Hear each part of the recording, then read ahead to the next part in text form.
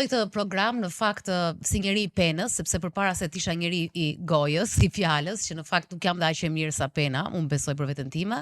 Pra kam qenë njeri i shkrimit edhe dikur kur bëja shkrime kulturore ose kur bëja shkrime në revista, harxoja shumë kohë për të gjetur një karakteristikë çdo personazhi, siç unë e mendoja, siç e gjykoja dhe siç e gjykoja unë vet, duke e parë edhe në marrëdhënie me të tjerët. Kështu që për të ftuarin e radhës, unë kam bërë një hyrje që është, do ta lexoj sepse është hyrje pene dhe nuk jam shumë e mirë me memorie, të cilën unë e mendova vet, edhe është pak poetike. Nëse Shqipëria figurativisht do të kishte vokal, pra nëse vetë vendi i Shqipërisë, ta marrim si në një përrall, do të këndonte, ky vokal duhet përfaqësonte gjithçka çfarë ky vend është. Duhet kishte ashpërsinë e maleve, thellësinë e jonit, duhet kishte fuqinë e eposit të Kreshnikëve, shtrirjen e një vaj të gjatë të Labrisë, duhet kishte përgëdheljet e Shqipërisë së mesme, rezistencën si vokali të gjithë goditjeve që kemi marrë ndër shekuj, duhet ishte një vokal i pa kohë, jo krajnor, një vokal pasionant që edhe kur të gjende diku në mes të Alaskës apo në thellësitë e Amazoneve, të thriste, siç thret nëna Kopen, thoshte Enaj Prashri, të thriste tek rrënjët e tua. Dhe unë mendoj që nëse Shqipëria do të këndonte, do të kishte zërin absolutisht të Aurela Gaçës. Sa Aurela, askush nuk e nxjerr më mirë Shqipëri nga shpirti siç e bën ti, dhe ky është mendimi im. Dhe mua tani më vjen për të qartë. Faleminderit shumë. Jo, dhe unë preka sepse po e mendoja, po të shija, duke qenë se kam ngarkesë shumë të madhe dhe më është dashur që 3 episodet e para i kam parë në qetësinë time te Aurela Gaçë Show, AG Show, do i bjem shkurt. Por këto të treja i pash me një herë, sepse thash do të përgatitem një çik bëj detyrat, edhe emocionohesha shumë gjatë gjithë kohës, sepse vëre tek ty diçka që doja ta thoja që në fillim, që ti ke një dashuri shumë të madhe për këtë vend. Edhe një shumë mirë këtë vend. Domethënë ti nuk është dashuria e kemi ne sepse është një nën, një baba, një fëmijë që na lidh, një histori, një fëmijëri e bukur. Por ti e dëgjon vendin. Çfarë është më rëndësishme? E dëgjon, e ndjen. Dhe dallohet në të gjithë ato programet, dhe unë ta thash dhe pak më parë, sepse duke qenë dhe vetë producente, duke marrë me vetë edhe si skenariste hiqë. Jo fillove trendi, po unë të futa në rrënjët e ndoshta në rrënjët e Shqipërisë. Më çarmatosa. Po realisht duke njohur domethënë se si bëjnë spektaklet, ti përpos faktit që e ka një çik atë dëshirën, unin e ka vetë artisti që është në skenë dhe mban skenën edhe rri në maj për vite me radhë, ajo dëshira që ti t'japësh. Domethënë ishte një moment për shembull që ti zbërtheje këngët. Dhe unë po qaja me grupin Lira, fillove zbërthejeve këngën dhe unë nuk e dia derisa filloi refreni, pastaj që shumë i njohur, nuk po e dia dhe thoja, ua sa teksti bukur. Në një vend tjetër ishte me Deviz Myslymi, më duket, po, me aktorin, dhe po zbërthejnë një këngë plaka. Që kur e të buta dëgjosh ndonjëherë kështu mund ta kish dëgjuar te BBF-ja diku edhe s'të ka bë përshtypje. Pastaj kur e dëgjoj thoya, ç'ai bëjnë tekstit ta? Shi sa bukur. Domethënë tash ne jemi në një epokë që themi s'ka tekste, nuk duan tekst, shi çfarë i bëjnë ata të varfrit aty fshatit në atë kohë kur kanë qenë me qiring, kupton? As me dritë elektrike, shi sa bukur e bëjnë tekstin. Dhe pastaj u futa te këngët e tua që në fillim dhe ka stile po ta zbërtheja, dhe shifja si këndoje ti natën, dhe si këndoje pastaj Shpresë Marzi, ato videot që kam aty me zi gjënden, juve këngëtarve që keni shumë vite, keni sa video kështu me zhurma që kanë ngelur në YouTube, dhe e shija pastaj se si, domethënë përtej të qenit këngëtare, domethënë ti e jetoja atë gjën, dhe doje që të rrëfeje historinë e këngës, e kishe pra këngat të vi e gjitha, dhe edhe ky spektakli Aurela si doje të vinte kënga në të gjitha format e veta, të vinte kënga, të vinte këngëtari në historinë e vet, jepi atribute, të vinte edhe fëmijët e këngëtarëve që nuk jetojnë më. Unë pash vajzën e Doktor Florit, sa e bukur ishte, u emocionova. Gocën e Gende Maliajt, Besa e Parashivisi Makut. Domethënë njëri tjetër thoshte, po pse të dëgjojmë duke kënduar dhe je mirë, kupton, e prapë të duam, kurse ti ishe munduar kaq shumë. Pse po e bën këtë? Pse e bën këtë Aurela? Ka një histori mbas çdo artisti, ka një histori mbas çdo këngë, ka një unë duke qenë vet njeri që kam shumë vite që punoj, e di shumë mirë që asgjë nuk bëhet rastësisht. Qoftë edhe një këngë, nuk ka lindur rastësisht, ka një histori nga mbas. Dhe Unë vendosa për ta bërë këtë show dhe për të mbledhur miqtë e mi, sepse ndoshta një herë tjetër mund të vi në një formë tjetër, por këtë herë vendosa të vi në këtë formë sepse dua ta lë të dokumentuar edhe veten, edhe shumë miq. Do thuash ti, mirë, miqtë e tu kanë bërë dhe koncertet e tyre, por kur ti shkëmben energji, është ndryshe. Është ndryshe të flasësh me veten, ndryshe të flasësh me dikë tjetër. Dhe kur ne të dyja bëhemi bashk, japim energji në njëra tjetrës dhe ajo energji përcillet edhe tek njerëzit. Nuk dua që ta mbyll karrierën time kur të vi ky moment, se tani për tani nuk kam ndërmend. Nuk ka shanse me atë. Jo, nuk kam ndërmend fare. Por kur të vi ai moment, dua që ta lë veten të dokumentuar, të jetë televizion, të jetë në YouTube, jo vetëm duke kënduar, por në disa dimensione të tjera, sepse jam njeri. Dhe njeriu ka shumë xhepa. Nuk është vetëm ky që duket. Momenti i parë që ti thua, okay, Aurela këndon. Për te këngës unë jam njeri. Dhe kam të domosdoshme që nuk jam si disa artistë që mendojnë që duke mos dhënë intervista shumë për shembull, ose duke mos u shfaqur shumë, ngelesh më mister. Unë nuk dua të ngele mister. Dua të më njohin për këtë që jam. Unë edhe kur u takuam para ca ditësh të thash që ti e njeh shumë mirë Shqipërinë, u takuam tek lagja jote poshtë në një kafe, aty ishe bashkë me Skerdi në fakt. Po.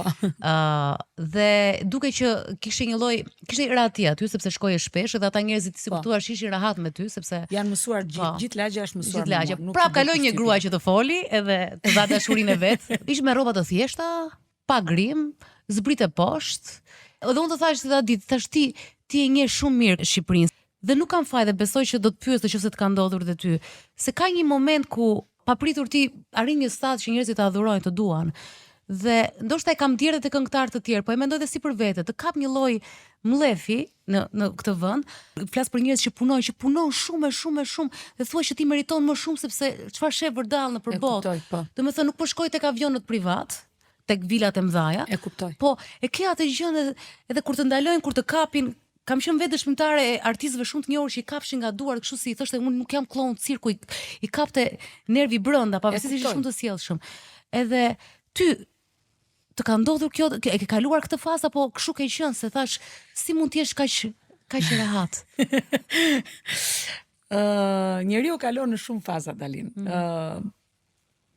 Fillimisht kënaqesha kur më njihni në rrugë.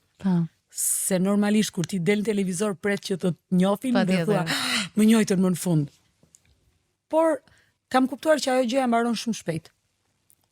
Në momentin që ti nuk shfaqesh, qofse ti nuk u del përpara njerëzve, vjen një moment që edhe ta harrojnë portretin.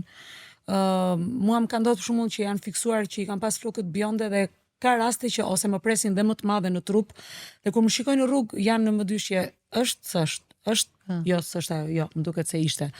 Por unë jam mësuar dhe me këtë dhe nuk më bën më përshtypje.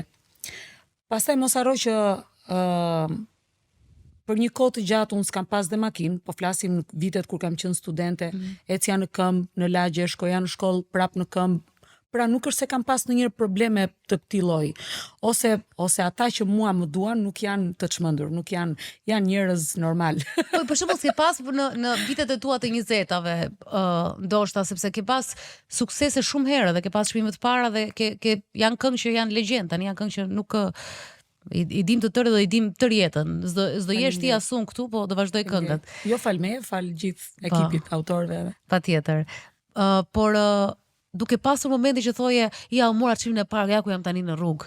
Domethënë ke kaluar këto se janë shumë interesante kjo ballafaqimi, sepse Shqipëria është sa të do të direkt sikur jo të dënon, po do të them një histori të vogël. Vitin e parë të shkollës së lartë në akademi, unë këndova dhe në festival, u paraqita me këngën gjithë botën dashurojnë njerëz që estetikin. Dhe aty kënga u shpall fituese e vendit të tretë. Unë mora interpretuesja më e mirë dhe poeti më i mirë, poezia më e mirë. Pra ishin 3 çmime në një këngë. Dhe unë që shkoj në shkollë tani gjithë qef tash dhe sigurisht isha vetëm 22 vjeç, 23 ku diun sa isha dhe normal që gëzoja.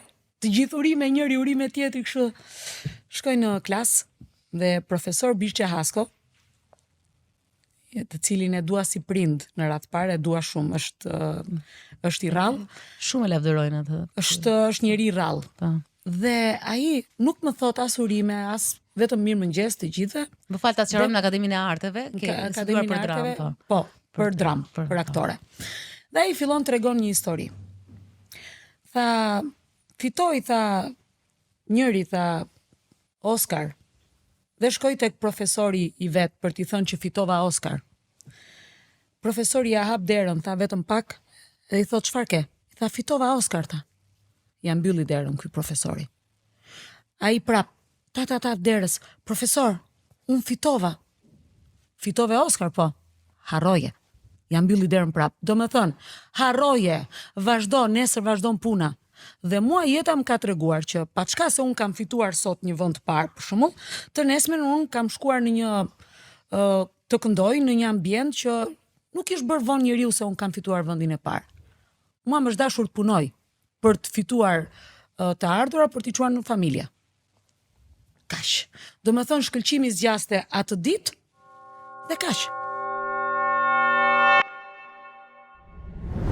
Aurela, do të kthesha pak tek familja jote sepse më ka bërë përshtypje që ndërkëngëtarët e para mbas viteve 90 se brezi i ri nuk e di, sepse tashmë unë për shembull kam këtu në Viljan të gjithë janë shumë krenar dhe flasin me krenari për vendlindjen e tyre, po ka qenë një fazë, ka qenë një pjesë sidomos edhe në fushën e artit ndiej shumë një lloj racizmi për artistët e ardhur, sepse tashmë këtu të Tiranës ishin edhe të ardhur e Tiranës, po ishim para shumë të 50-s, të 40-s, por u krijua ky endeku dhe u kompleksuan shumë të rretheve. Ja kompleksuan ai shumë sa që shumë dhe nuk folën për origjinën e tyre.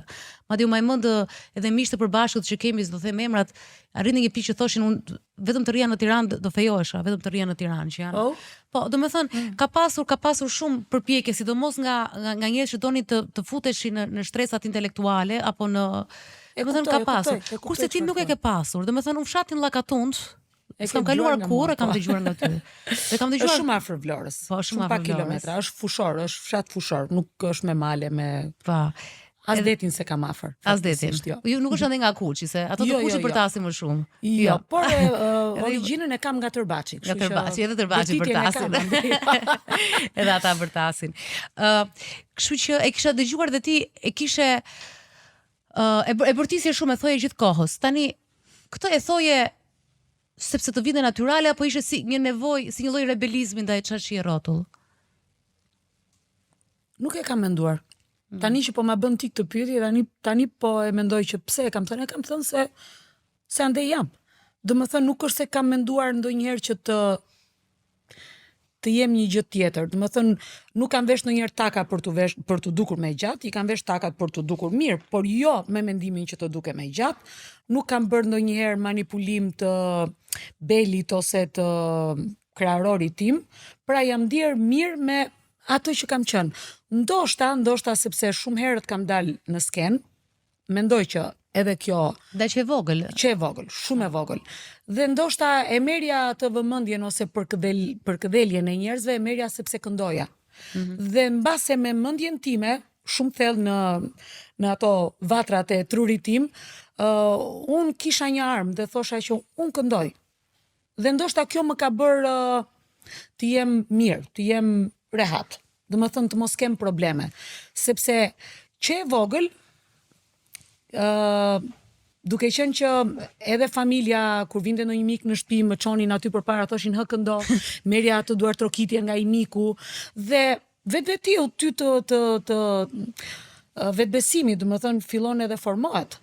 Dhe ti fillon mendon që unë këtë gjë e kam. Nuk kisha më dyshje. Ndoshta kjo më ka ndihmuar të isha me një siguri edhe kur ecja, edhe kur dilja në festival, edhe në rrugë. Ku ti gjon? Ndoshta kjo. Ka të bëj shumë të paktën unë çfarë po mësoj duke bërë një episod tjetër të Dalina Show me histori njerëzore, ka të bëj shumë dhe familja, se çfarë të përshpërisin në vesh, çfarë të thonë. Nuk si ka qenë prindërit tu? Nga mosha 11 vjeç, unë me Pallatin e Pionierëve të Vlorës, kam ardhur në Tiranë, nuk e di bëj një aktivitet me shumë fëmijë Dhe për të fjetur na kanë çuar në për familje të fëmijëve nga Pallati i Pionierëve të Tiranës. Dhe mua më qelloi që të më merrte në familje një vajzë që këndonte dhe ajo këtu në Tiranë. Dhe unë kisha pak kompleks, të më thonë, rria shikoja shtëpinë, ishte një gjë ndryshe, kishte pak më shumë luks se ne atje, sigurisht që ne ishim gjithë njësoj, po unë e kuptoja që dikush kishte pak më shumë se unë. Dhe kuptova që prindrit e kësaj vajzës punonin, ishin diku drejtor spitali, ishin pak të ngritur kështu po. Edhe unë i them, babi im ka qenë agronom dhe mami ka qenë mami infermiere. Edhe unë i ngrita në detyrë prindrit e mi, do më thonë me mendjen time, fëmijë 11 vjeç, them dhe mami im është drejtoresh spitali dhe babi im është drejtori ndërmarrjes. E bëre atë llakatonin ti e Vlorë. Jo, po se nuk doja, do më thonë, nuk e di pse nuk doja që t'u tregoja atyre që prindrit e mi janë pak më poshtë se ju. Dhe kur shkoj në shtëpi, u tregoj prindërve këtë që edhe unë u thash atyre që mami im punon këtu, babi im punon këtu. Dhe babi më qortoi. Babi tha, pse nuk të pëlqejmë ne kështu si që jemi? Nuk e kuptova për momentin, kuptova që kisha bërë një gabim, se çfarë nuk e kuptova mirë, por më ka ngelur ajo që më tha babi. Dhe unë i dua prindrit e mi, njerëzit që më kanë rrethuar, vendin ku jam rritur, ashtu siç janë, sepse ndryshe do t'isha një njeri tjetër, nëse do t'isha rritur mbase diku tjetër. Unë kam dëgjuar dhe një intervistë që ke dhënë para ca kohësh te Bjeta, Sulët e Pasditja, që thoi edhe për veshjen, që se si mami jote nuk e kishte problem zgjedhjen tënde të veshjeve pavarësisht se çfarë thoshte fisi, domethënë edhe nga kjo anë ato të kanë lënë ti jesh vetja.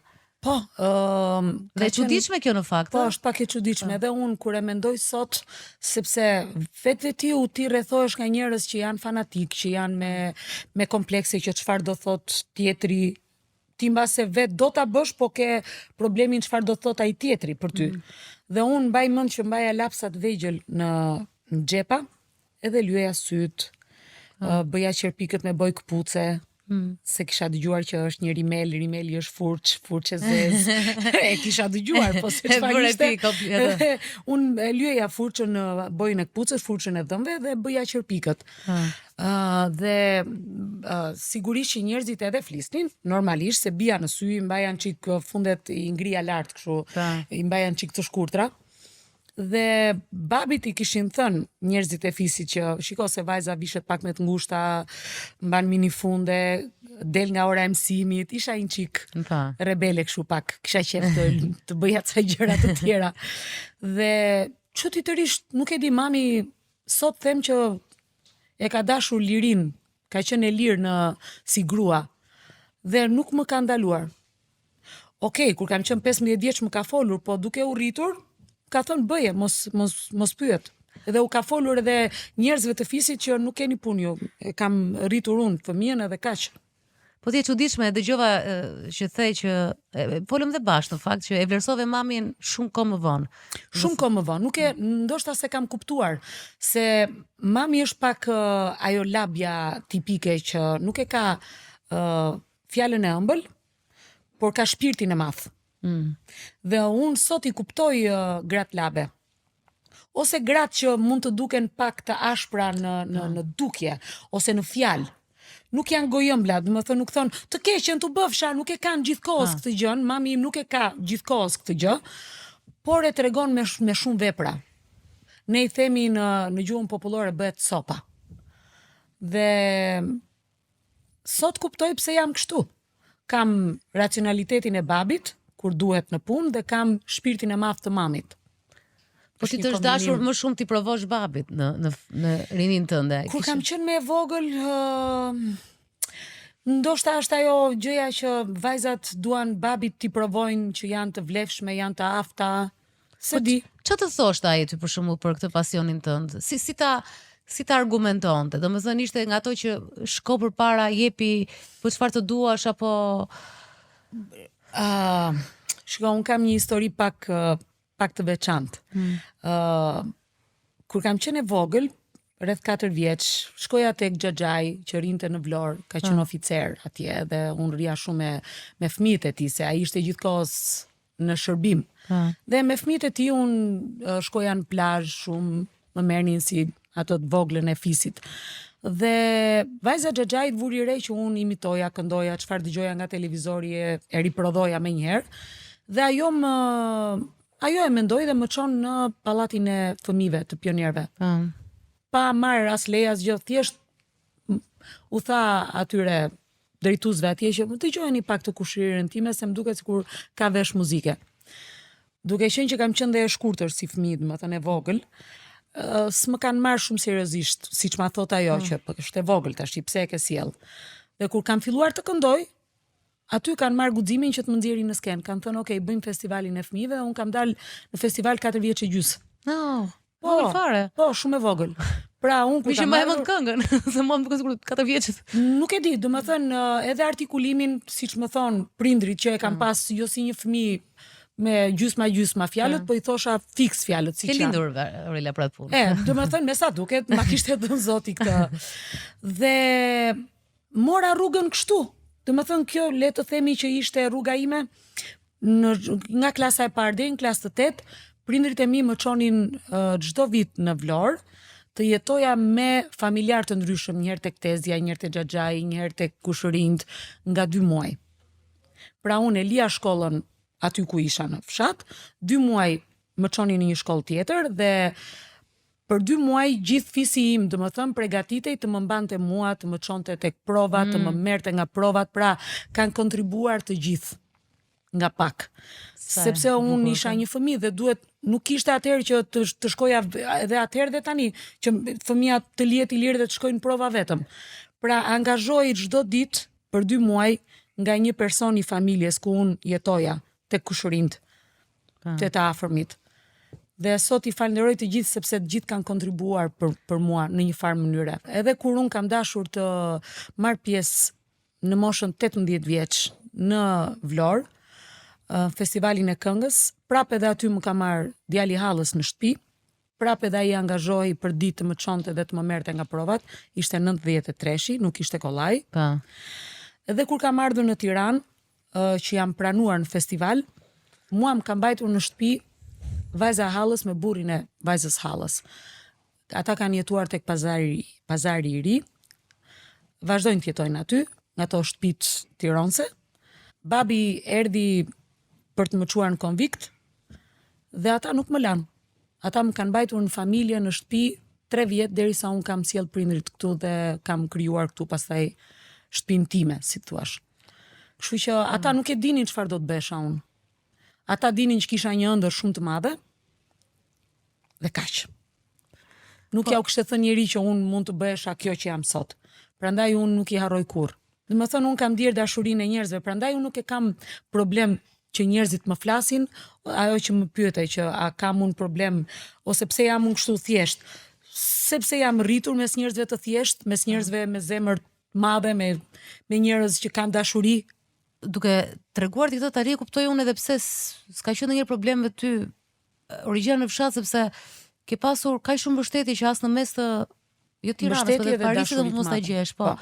Dhe pastaj ti ke parë një anë shumë të bukur të Shqipërisë që e kemi si që ka qenë e vështirë familja e madhe, aq që të ka qenë shumë e bukur dhe ti ke parë një nga gjërat më të bukura që të hapin dyer të gjithë për një pasion që është kënga që edhe në llogaritë 93 as leks bën. Jo, dhe babi vetëm më ka thënë atëherë ja shkove në festival. Pastaj kam thënë po të lutem më lër ta provoj një herë. Kush e dinte që kënga mund të jetë profesion, domethënë. Pa, absolutisht. Plus me të gjithë atë që të shoqëron këngëtaren edhe aktoren, që t'ishe edhe për aktrim edhe këndoje. Dhe pastaj erdhe vetëm në Tiranë. Po. Si ka që përballja jote e parë me Tiranën? E frikshme? Shkuptim. Po në radhë parë njëri ti nuk di ku shkon, nuk di rrugët, ti nuk ke telefon, këmbët më beshin ujë, këpucët nuk ishin kundra shiut, si tani e kupton, që mund t'i zgjedhësh. Bashkë me rimelin me boj, imagjinoj ti ndryshim me rimelin me bojën e këpucëve. Dilje, do shkoja për të bërë prova, do isha 5-6 orë, 7 orë për shembull në Radio Tirana, pastaj do kthehesha në shtëpi prap në këmbët beshin ujë, I kisha akull të ftohta. Kur të pyeta për Tiranën, isha dhe shumë kurioze për faktin që ti sa erdhe fillove, për sa kohë direkt dole, bëre. Dhe të edhe përballjen me të tjerët, sepse edhe të vish në Tiranë, dhe të shkosh në New York siç ke qenë ti apo unë, prap janë vendet tuaja, janë komplet. Janë përballje me njerëz që thonë shikoj sekond, unë kam 10 vjetu. Dhe ti ke qenë një vit që ata të 80-s nuk kishin plak akoma. Domethënë nuk kishin. Tash ishin këta të rinë këto si Beatlesat, këta të tjerët. Ritfolkët e Thunderway, çfarë ishin po. Kështu që ti ishe në mes, edhe gjithmonë s'ke qenë si përkisje. Po, si përkisja, është e vërtet, ke drejt. Si e përkitur, po. Sa bukur, më pëlqen që më ke kapur kështu. Po sepse dhe unë kam jetuar në ato kohë. Pra nuk kam lindur pavarësisht se njerëzit I bëj qefi vetes. Edhe unë në 90 kam qenë adoleshente, po ti si përkisja asnjë rrymë. Nuk e di, unë thjesht të tregoj se si e kam marrë këngën e parë. Ja ta tregoj këtë dhe ta kuptosh që unë kam qenë shumë e vendosur.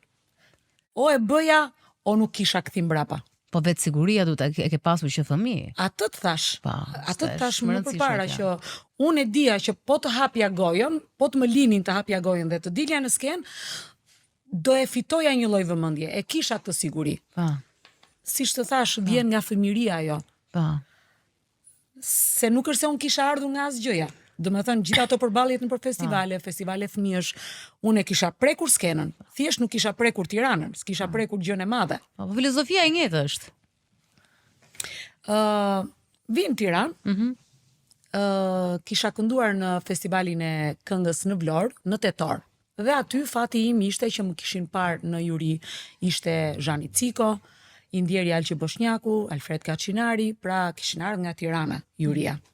Më pan aty morëm vendin e parë me një artist nga Vlora duet, Viktor Tahiraj, nëse më shikon.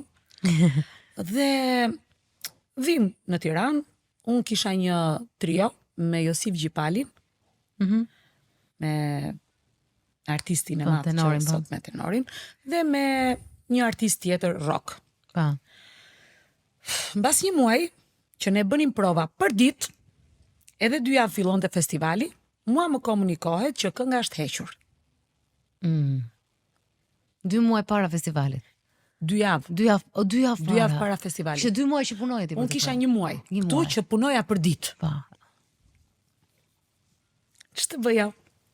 Qava mirë para radios, ula aty tek shkallët e radios, dhe nuk e imagjinoja do të kthehesha mbas. Nuk kisha kthim mbas. Gjithë mbas. Nuk e imagjinoja të kthehesha mbas në këtë rrugë që kisha nisur. Nuk pranoja jo.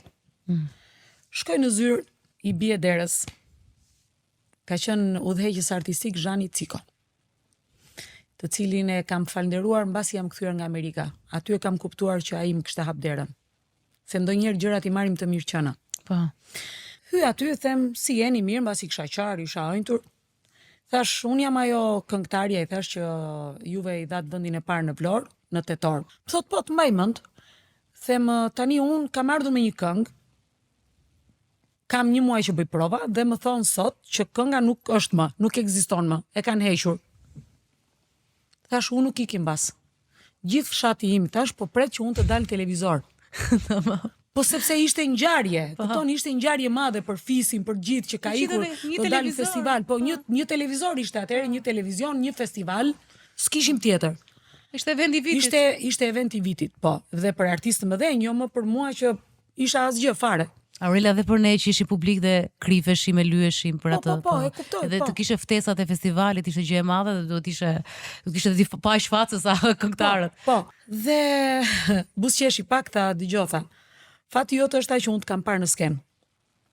Sepse po mos të kisha parë, do thosha ik vajzë mbar se ka festivale prap, hajde vitin tjetër. Por të rinë si ty na duhen tha. Fiks këtë fjalë, të rinë si ty na duhen.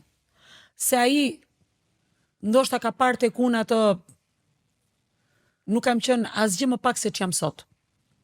Të njëjtin vrur, të njëjtën grind, ka pas grindën, po. Kjo kam qenë.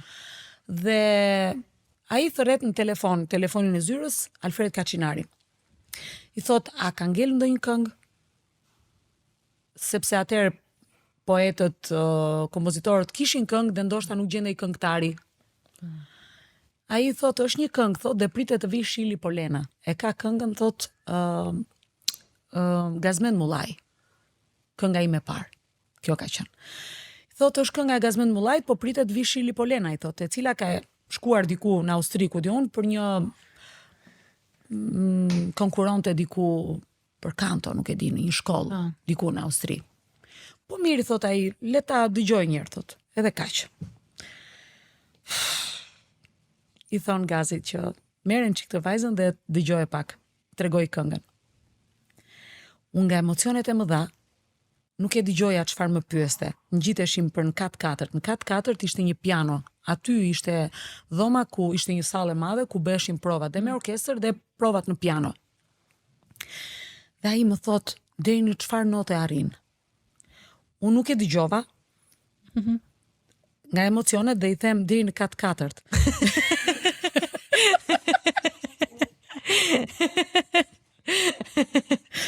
Është e vërtet. Ai thot, jo, unë të pyesta deri në çfarë note arrin, më pyeti për notat. Dhe unë i them, nuk kam mbaruar shkollë muzike, i thash, nuk e di, unë kam mbaruar gjimnazin. I thash, jam nga fshati. Kur i kam thënë, jam nga fshati. Dhe nuk kam mbaruar shkollë muzike, ja pash portretin që nuk i erdhi mirë, do më thënë nuk, tani Shili Polena kishte mbaruar shkollën për kanto. Ishte nga Korça, nga qyteti.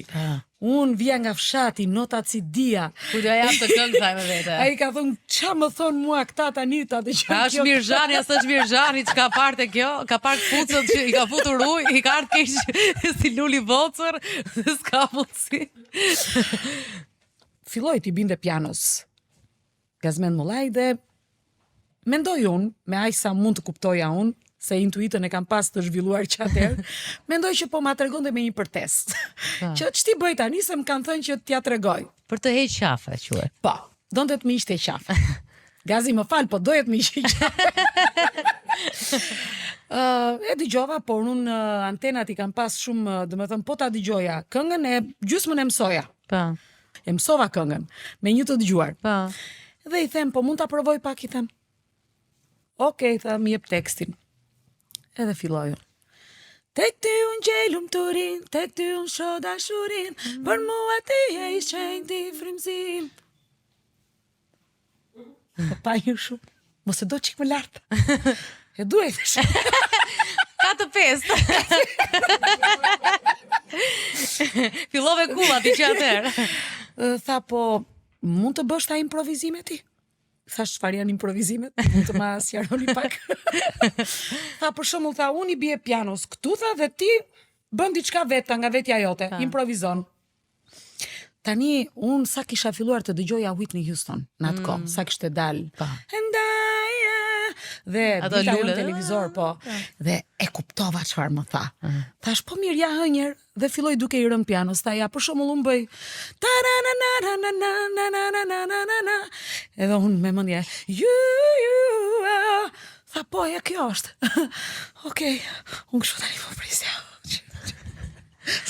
Vendos. Ka dal jashtë, ka thëritur disa kompozitorë të tjerë, erdhen ata aty, dëgjonin, i thoshin dëgjoje, e ka zgjok si jo, e ka të impostuar. Po jo, e ka natyrale. E ka ashtu. Ato si akademia shkenca. Dhe unë që vetëm prisja. Doli prap jashtë, piu një cigare, edhe erdhi tha, dëgjoj, tha, unë këto 2 javë nuk jam. Edhe ai kishte për t'ikur jashtë. Do i them Fred Kaçinarit thatë që të kujdeset. Merre këngën ta gëzosh dhe shpresoj të dalësh mirë. E kam takuar Gazin përsëri vetëm natën finale, kur jam fut natën finale. Dhe në natën finale nuk e di se si jam futur. Ka qenë, e kam treguar biles edhe atë natë puntatën që ka qenë Aleksandër Gjoka të ftuar, Dash Nordiko puntata e parë. Redon Makashi, Redoni ma tregoj dhe e mbante mend ai dhe unë e di, e mbaj mend që është hequr Redon Makashi me grupin Arb, që në atë kohë Redon Makashi ka qenë. Po nami, po kulmi. Shkullin flokët vajzat. Muzgura. Dhe nuk e di çfarë ka ndodhur, është kapur një gabim matematikor, nuk e di se çfarë. Dhe unë aq shumë e dëshiroja atë sken, sa vërtet nuk dola, do më thënë, natën e tretë u shfaqën fituesit e finales që unë nuk isha, dhe unë kaq shumë e ëndërroja vete në sken, sa ëndërroja që diçka do të ndodhte dhe mua do të më ftonin, do isha e ftuar. Do të thënë kaq shumë manifestim kështu, përqendrim kaq total. shumë e ëndërroja, i kisha çuar energjinë lart universit. Dhe të nesmen më thanë që është bërë një gabim matematikor, je sot natën finale, mos u largo. Unë kështu, nuk më besoj. Shkoj te kushërira, thash, jam natën finale! Më thënë, nuk di si të ta shpjegoj sa e vështirë dhe sa e lehtë ka qenë Tirana për mua. Aq sa e vështirë ishte, aq edhe më hapeshin dyert. Shiko, po ka dhe diçka, se ti e the që kishte fat në mes komisioni. Po ti isha ajo që shkove dhe nuk ishe lumtur me këngën. Nuk dorëzohesha. Se ti mund të kishe thënë, hajde më e shkreta unë. Se kështu humbin njerëzit në jetë. Kështu humbin njerëzit, dhe unë kur ndonjë i ri më thotë që jam mërzitur se nuk më eci këtu ose nuk më eci këtu. Edhe mua sot e kësaj dite nuk më ecin gjërat. Unë e kërkoj 100 herë. Edhe AG Show, unë kam vite që e perceptoj në kokën time. Nuk më ecin. Me njëherë e kërkoj, më mbyllet një derë, e kërkoj, më mbyllet dera tjetër, e kërkoj, më mbyllet një derë tjetër. Por unë nuk heq dorë. E çuditshme që thua më mbyllet një derë, sepse njerëzit kur shohin njerëzit që nuk janë në këtë botë, kur shohin një njerëz për shembull si ty që ke një vetëm arsenali, do të thoja, të këngëve dhe të kujtimeve që ke krijuar gjatë gjithë këtyre viteve, domethënë, thonë është super diva, i hapen dyert. Jo gjithmonë. Po. Jo. Tani unë do të shkoj te kjo pjesa e kokforcisë dhe këmbguljes tënde, plus talenti që ka dhënë Zoti dhe punës, se kam kuptuar rrugës duke parë këngëtar, se unë mendoja dikur që thjesht njeriu shkon e këndon në skenë. Jo, nuk do dhe. Ka shumë punë. Ja, kam parë që do punë edhe ajo edhe një këngë se këndon kur njësoj në. Unë kisha stafin e Top Channel nga mbas gjithkohës për këtë show, AG Show, por stafi muzikor prej 20 vetësh dhe 30 vet ata, rreth 50 vet që punonim për atë 2 orësh, dhe më beso kemi punuar me orë të tëra. Ajo që duket aq kollaj. Unë edhe këngën që kam lindur me të dhe kam kollaj, punoj shumë. Tani doja të shkoja prap tek ajo u fute në festival. Po. Dhe pastaj pate suksese, ishte Nata. Që ishte edhe këngë dhe Kosa Teri që fliste për emigrantët, për refugjatët. Që fatkeqësisht vazhdon akoma emigrimi. Po, dhe fatkeqësisht me gomone deri para 2 viteve. E çuditshme kur shet sa gjëra që përsëriten. Pastaj ishte fati unë shpresë marrëzi që është absolutisht, siç do thonë gocët e bjetët tuat, epike.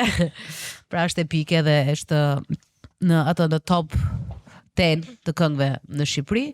Dhe si jam tribu, ku ka qenë dhe motra ime në korë. Po, Klodi.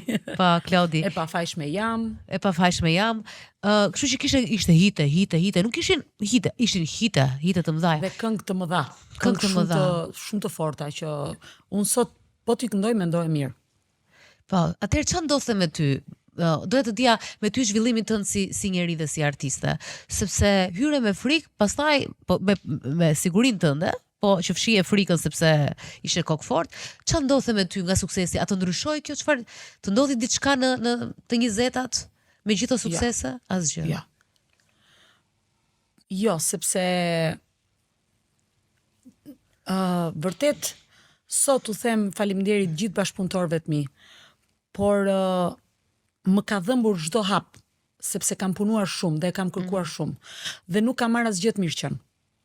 Kështu që nuk mund të ndodh asgjë me personalitetin tënd kur ti e di sa shumë je lodhur për ta marrë, për ta fituar. Dhe mbasi ti e fiton diçka, kur ti fiton duartrokitjen e publikut, ti bën çdo gjë për ta fituar prap.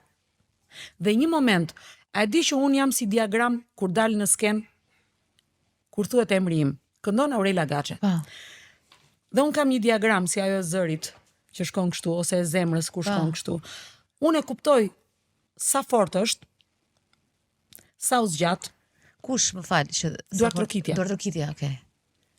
Dhe mbas çdo kënge kur unë hy në një konkurim ose kur jam në një jo konkurim, kur jam në një performancë, gjithmonë kam frikën.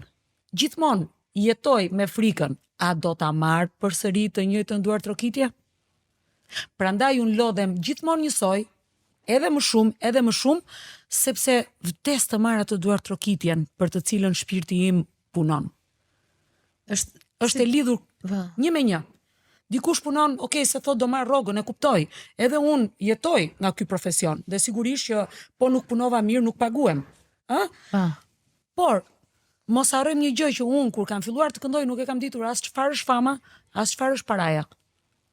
Kam lindur me këtë gjë, e kam shfaqur në publik e vogël, kam marrë Duart Rokitjen dhe unë jam mësuar që kur unë këndoj duhet ta marr këtë Duart Rokitjen dhe po se mora, unë vuaj. Si ke vuajtjen? Si e kam vuajtjen? Ç'a ndodh? Bëj mbledhje me veten. Çfarë duhet të bëj? Çfarë bëra gabim? Çfarë s'duhet kisha bërë? Pse e bëra? Si më erdhi? Mbase po ta kisha bërë kështu? Por gjithmonë në fund fiton shpirti. Duhet ta lë shpirtin tim të lirë. Unë jam jo e lirë, po jam 100% e lirë në skenë. Nuk kam fare mendime. Po them, kur e ke bërë të mbledhjet, sa herë që je në live je bish. Domethënë kur ka më kujtoi një moment se më pëlqeu ajo faza dhe kam qenë të pyesë për lekët, sepse artisti me lekët, pavarësisht se tash çdo këngë i kujtohet lekut, ti ke kënduar me ironi lekut, se ma rikujtove te AG Show që e bëre dhe atë nga kesh. Me librat që bëre krahasimin, e trisht, po është e vërtet. Dhe se unë dua të them nga një gjë që besoj në çdo gjë. Po, jo më erdhi mirë që domethënë pat edhe librin e futa aty te ashtu. I kishe ke fiksim të çosh mesazh, tamam dhe si nën. E ke edhe kështu të lësh dhe një kam të rëndësishme të mesazhe, po. Five. Por para se të shkoj te leku, kur ka ndodhur një moment për shembull që po e them shpopullorçe, me që e ke qef dhe ti, ke thyer hundët, domethënë ose një moment që ke pasur një jo thyeri hundën tamam, duke sikur mburresh edhe thyen hundën, nuk është përja tamam. Po një moment që realisht ke bërë të mbledhje me veten. Që ishte një moment i madh, se mund të jetë e bëj çdo herë. Edhe kur kam sukses, them bëj një mbledhje, a duhet ta bëj prapë këtë gjën? Për shembull, është një këngë e suksesshme. Ta zëm kënga origjinale. Pa. Mua më janë ofruar prapë njerëz të ndryshëm për të ribër pothuajse të njëjtën gjë, por unë nuk e bëj.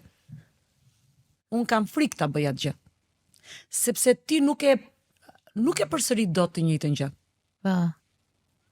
Kështu që unë them më mirë lëre aty ku është, ta duan njerëzit ashtu se sa të mundohem të kap prap veten. Më mirë bëj një gjë tjetër, sepse shpirti ka shumë skuta. Gjej një gjë tjetër tek ai shpirti jot.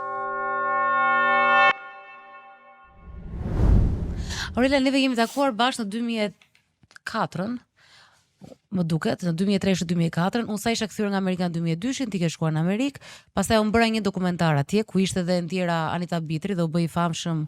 Ai ishte dokumentar shumë i famshëm atëherë sepse ishte kontakti i parë që ato shqiptarët e Shqipërisë kishin me të ikur, që ishte Merita Lili, Gzim Nika, ishin gjithë këngëtar. Dhe ti ishe më e freskëta. Ata kishin vite atje. Kishin vite. Kishe më freskëta dhe unë të lash dhe në fund. E fundit e Moikanëve. Por atëherë mbaj mend që kishe zemrim brenda.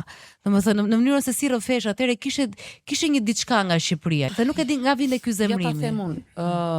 Unë kam pasur ndoshta zemërim se kam qenë vetme në luftën që bëja për të bërë gjëra të mëdha. Dhe nuk dija as si menaxhoj diçka, nuk dija as si të kërkoja sponsora, nuk dija që ëndërroja, po se si arrijej kjo gjë dhe aty duke dash të kap ëndrat e mia, rrëzohesha shumë rrugës. Për shembull, do të them ty një episod të vockël. Nga koncerti im i dytë recital. Kisha një staf shumë të madh. Se thash kur ti ëndërron shumë, dhe thua po për çdo gjë. E dua këtë, po, dua të kem kaq balerin, dua të kem kaq muzikant, dua të kem regjisor, dua të kem kështu, dua të kem ashtu. Aurela, do të bësh më të mirën. Sepse duhen, jo se i dua unë, i kërkon skena. S'mund t'i bësh vetë të gjitha, nuk mund ta bësh me kokën tënde çdo gjë. Por çdo gjë kushton. Dhe unë dilja në përzyra, kërkoja sponsora, por nuk dija të kërkoja. Isha më shumë serioze se ç'duhet. Shkoja me një dosje. Dhe pretendoja me kokën time që me që unë kam talent, ky institucioni duhet të nxjerrë ca të ardhura se unë kam talent. Edhe hite sa duash, po. Dhe do bëj këtë koncertin e madh, kupton?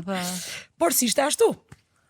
Dhe kam arritur të marr shumë pak sponsora. Mora mbështetje edhe nga Ministria e Kulturës, por nuk mjafton. Domethënë, shpenzimet janë shumë më të mëdha nga ajo ndihmë që unë mora. Dhe në fund, mbasi ka mbaruar koncertin, ka qenë viti 2000, shtator i 2000-shit, ka qenë dhe një periudhë zgjedhjesh në atë kohë dhe ishte një rrëmujë e madhe. Këtu ishte posteri im, këtu ishin posterat e deputetëve, atyre që kërkonin beshin deputet. Politikanët merreshin me fushatën, se kishte njëri mendjen edhe sikur ti kishe ndonjë mik, për shembull ti thoshe që më ndihmo. Dhe shumë dyer mbylleshin. Një mik më ka ndihmuar atëherë, ai dua ta them sepse jam i njohse, Arben Malaj. I vetmi. Ish ministri të ekonomisë, po i vetmi. Por mos harrojmë që ai është rritur me prindrit e mi, është rritur në Llakatund. Çfarë thua? Aha. Edhe ai ti super këngëtar ai në Harvard.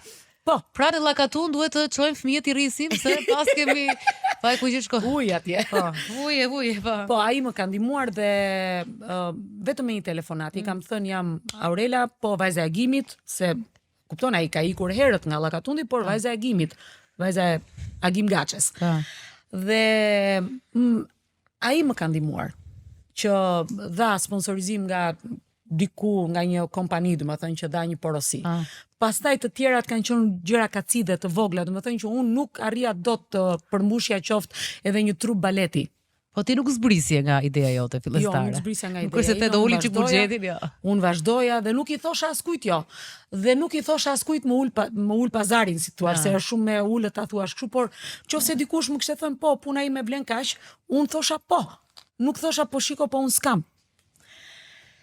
Dhe në fund të koncertit, mbasi unë kam bërë edhe 2 albume në atë kohë, ka qenë Kënga ku po shkon kjo botë, Cimica, Jam Kaçaku i Ferrës, Të preste pragu i derës. Ka qenë kjo periudhë që unë prodhoja.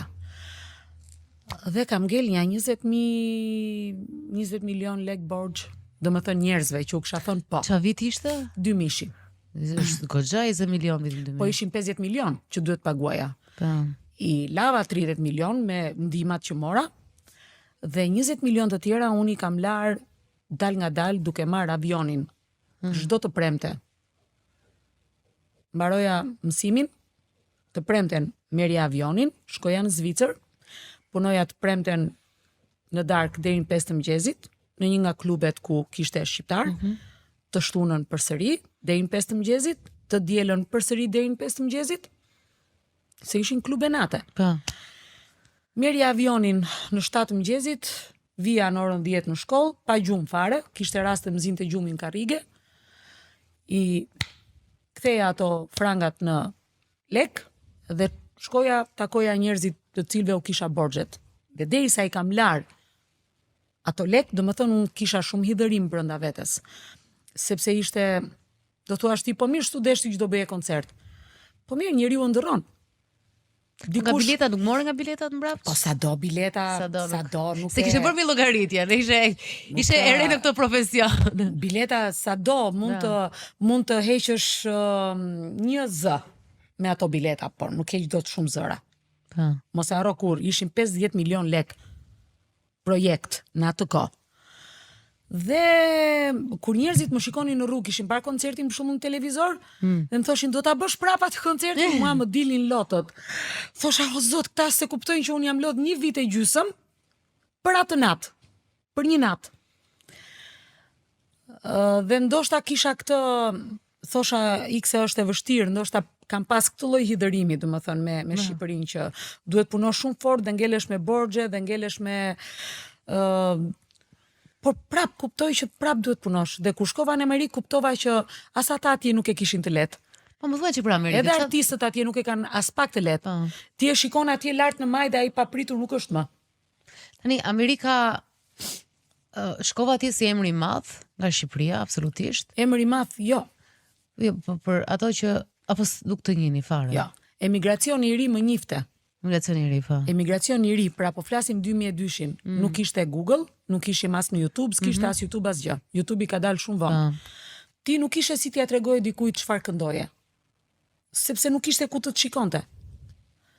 Dhe mos harrojmë diçka që shqiptarët që jetonin dhe punonin në Amerikë ishin shqiptar të brezit ndoshta edhe të tretë. Pra ai kishte shkuar atje vetë 16 vjeç, kishte ndërtuar familjen, kishte lindur fëmijët, kishin lindur fëmijët e fëmijëve. Nuk ishte dieni fare kush isha unë. Emigracioni i ri ishte vetë duke u përpjekur për të ndërtuar jetën e tij dhe nuk kishte nge të merrej me mua dhe të vinte në koncertet që organizoheshin aty. Pra unë kisha një përballje tjetër. Duhet t'u tregoja shqiptarëve të Amerikës që vleja. Tani nga Llakatundi në Tiranë, nga Tirana në New York nga fillimi. Po, nga fillimi, pra, po.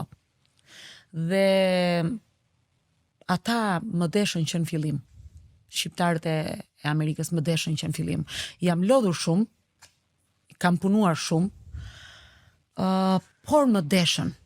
Ishte vështirë të jetoj me muzikë në New York, ti jetuar vetëm me muzikë apo vetëm me muzikë? Vetëm me muzikë. Po, se ti jetuar në çfarë lagje në New York? Fillimisht kam jetuar në Brooklyn, 2 vjet dhe pastaj kam jetuar në Manhattan, downtown. Shtrenjtë të jetosh. Shtrenjtë, po. Por unë isha siç janë gjithë artistët, janë qiku rafsha mos u vrafsha. Nuk mendojnë për të ardhmen, mendojnë sot për sot. Unë isha dhe vetëm me motrën, nuk është se imagjinoja unë për shkakun që do besha me fëmijë, do gjeja dashurinë. Nuk besoja unë në dashuri. Mendoja që dashuria nuk ekziston, është një përrall që na shfaqet nëpër filma. Çfarë thua? Po. Shë ke besuar vërtet? Po. Nuk besoja fare që unë ndonjëherë do ndërtoja familje, domethënë nuk e besoja. Se më dukej sikur unë isha e vështirë si natyrë. Ndërkohë unë nuk jam e vështirë, thjesht duhet më lësh të jem vetja. Dhe s'kerdi më lë të jem vetja dhe unë e dua ashtu siç është dhe e lë të jetë vetja dhe ne prandaj jemi bashkë kaq vite. 14 vjet e gjysmë. Do kaloj te skerti se. Mirë, unë kaloj nga biseda në bisedë. Ti kalon te burri, jo, vazhdo. Sa aty e ke. Po, shikoj, dikur e kam kuptuar unë këtë. Prandaj tash Amerika mua më ka bërë të jem me këmbë në tokë. E kam kuptuar kur amerikanëve u thosha që jetojnë filan lagje dhe më thoshin, "Okej, dhe çfarë punë bën?" Thosha unë jam këngëtare. Okej, po tjetër, këndoj. Edhe ata habiteshin thoshin si ti jeton vetëm nga muzika, jeton në filan lagje vetëm nga muzika, por në atë lagje unë tashi mos ngatrohemi, jetoja në një garsonjere. Në një studio, si I thon ata. Studio e madhe, domethënë ja sa kjo. Studio, po tani nëse flasi për lagje apërist apo se nuk po komplikoj shumë njerëzit që s'kanë qenë, po tani janë 2000-3000. Jo, ashtu kanë qenë atë. Okej. E po në rregull, pra, ta gëzosh. Por të thash, nuk mendoja për të ardhmen, sepse unë ato para mund t'i kisha hedhur në një shtëpi, të blija shtëpinë me kredi dhe ta laja dal nga dal. Shtëpinë do. Po jo nuk e mendoja fare. Do jepi tani të rinovoje, do i bëje si. Mendoja fare unë. Shqiptarët e tjerë të Amerikës. Sot kënaqesha. Sot të ka dhënë zëri, mund ta bëj edhe atë. Merr rinovoje, shite, merr tjetër rinovoje. Po amerikanët më kanë sjell me këmbë në tokë, në kuptimin që thoshin si ti jeton vetëm nëpërmjet muzikës dhe aty e kuptova që unë isha me fat. Që mua nuk më duhet punoja një gjë tjetër. Ti nuk mendove ndonjëherë tregun amerikan, fare, shkove direkt apo bëra si prof? Kam bërë të rastësishme. Thjesht për ta provuar, se thash fillimisht nuk kam shkuar për të provuar tregun amerikan. Kuptova që unë shkova 27 vjeç, anglisht nuk dija, fillova të mësoja anglishten me njerë sa shkova në shkollë. Javën e parë sa shkova në Amerikë, hyra në shkollë. Se zi anglishten moj. Po kur hyra, shiko, kur isha këtu, për gjërat që unë përtoj, nuk I mësoj kurrë, edhe jam kështu, do shkoj në shkollë, jo po jam këtu, jo po, dhe I bëja bish gjithmonë. Kur shkova atje, e kuptova që isha një ignorante, dhe u futa në shkollë. Kuptova me njëherë që isha shumë vonë për Amerikën, as bëj fjalë, më thëmë për të menduar unë atë mosh, dhe me mentalitetin nga këtu, duhet jetosh atje. Duhet kesh mentalitet të atjeshëm. Duhet të tregosh një histori, you have to tell a story. Or kisha histori unë për të treguar, Jo, tell story për amerikanët. E kuptoj, po. Dhe një herë kam provuar ta them këtë. Ma thuaj, të lutem. Po më trëm se po qesh shumë. Sa kishte filluar, ishte 2007, ku diun 2006, Facebooku, kur ka dalë Facebooku? Facebooku rreth 2008 apo 2006, po. Dhe më thoti me motor. Më i ri që ri, thot. Pse s'provon, thot, se ja, ka audicione, më thot, mua, provoje njërë, më thot, ma se s'të gjegje. Po mirë, thash unë ta provoj. Futemi në Facebook, ne, dhe shikojmë, kishte audicion në Broadway në filan vend. Edhe shkoj unë në Broadway. Ku e dija unë se çfarë ishte Broadway, kupton, nuk e kisha iden fare. Dhe atje thoshte, merr me vete your dancing shoes. Këpucët e kërcimit. Dancing shoes janë me taka, po. Me taka, ato të vogla që mbajnë këto të baletit. Po, Dancing with the Stars. Di mirë se Dancing with the Stars. Po, ato takat e voçkla. Po. Unë nuk e dija shkreta dhe kisha marrë atletët me vete në një qes. Ma to kërcëje ti mirë ishte. Tashti unë kisha shkuar atje në 2002, tani bet fjalë në 2006 në kjo gjëja. Thot mamotra, provoj njërë. Shkoj unë. Edhe atje thoshte, merë CV me vete. Merë edhe CD që të luash muzikën që do të këndosh. S'kisha unë as CV. Atyre do të tregoje ku kishe qenë, ku kishe kënduar. Kam kënduar natën thuaj në festival, kam kënduar. Fshati shpresë marzi, our luck is a hope and sa t'ja gjej për kthimin anglisht kishe kalu radha. Hyun atje ishin gjithë, po bënin vokalica, ishin këto që shkonin dhe për kore, dhe për... Se atje, po vje i shfaqja në... Gjithë ngrofje, kështu. Po, ata po bënin ngrofje. Unë shu, okej, ku kam ardhur unë tash, ku jam unë këtu, nuk po e kuptoja. Ca balet, po bënin balet atje kështu, po ngrofnin muskujt. Okej, unë kisha vetëm një fotografi të Fadil Berishës, që ma kishte bërë Fadili, një nga ato fotografitë e famshme që unë djerë her pas here. Headshot, po. Kaq, ata në komision ishin më i vogli 45 vjeç. Me thinja, me syze, ata vinin Broadway shows. Unë thjesht kisha lexuar që bëj ky audicioni në këtë rrugë. Edhe të tha Blerta, ike provoje. Edhe shkojun aty. Okej, than këta, ku e ke CV-n? Nuk kam, thash unë, po kam këtë. Edhe u dhash fotografin. Në fotografi duke shamirun, po kam thënë tash, okej. CD, a ke CD që të luash tani, ta luajmë aty tek kjo, ishte një kasetofon i vogël kështu. Tash, jo, nuk kam, por çfarë mund të kesh ta nga repertori i Broadway, i repertorit të Broadwayt? Unë s'di asgjë, i thash, nuk kam asgjë. Tha, po, si do këndosh? po mbi se na erdhe. Po si do këndosh ai dhe unë pash një pianist atje se nuk dorëzojmë kollajun. Pash atë pianistin atje thash, yes, I can sing with this guy.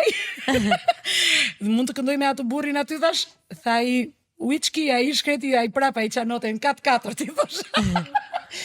Tha ai, po nuk e di dha çfarë do këndosh, edhe unë filloj vet pa më dhënë ai asnjë notë. The whispers in the morning of lovers sleeping tight. Unë kështu, ai fillon ai, më ndjek ai nga mbas, filloj unë e hap zërin aty, 'cause I'm your lady. Okej, këta kështu po më shikonin. Por unë në sytë atyre nuk pash as talli as gjë, domethënë ata e kuptuan që unë isha në vendin e gabuar. Më panë kështu, thanë, okej, ne kuptojmë që ti di të këndosh. Dhe mund të këndosh live. Dhe mundet të ofrojmë që ti jesh në korin e kësaj gjës që po bëhet. Por, a keni ju një... keni marrë ju kurse kërcimi? A keni ju, du më thënë, një... Po ti kërceni, Më dhe po, pasi the. Thash, yes, thash, but I can dance, unë mund të kërcej. Tha, yes, but this is not a club. Tha, nuk është klub që ti mu... Ti është kërcen si pas qepit tënë. Jo, tha, po ti duhet i eshe stërvitur për këtë gjë. Pra ti duhet kesh marrë mësime, kurse të avancuara për këtë lloj shfaqje që ne vëm.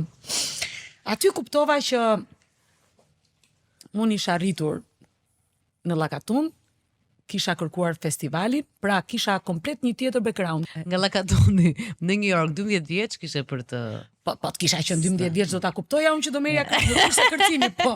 do e lexoje mirat. Ku ta dinja unë e shkreta. Dhe than këta që ti nuk je për këtu, duhet shkosh në për këto studiot muzikore që merren me pop, pop music.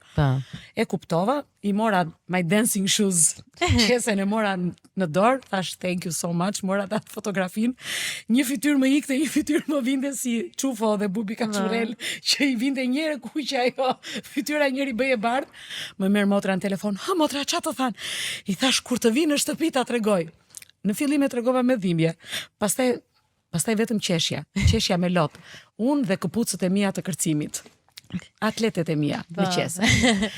Pa të dalë një shans dëgjuan. Shiko, kuptova shumë gjëra, kuptova që në radhë të parë njerë nuk dija të ngrohja zërin tim.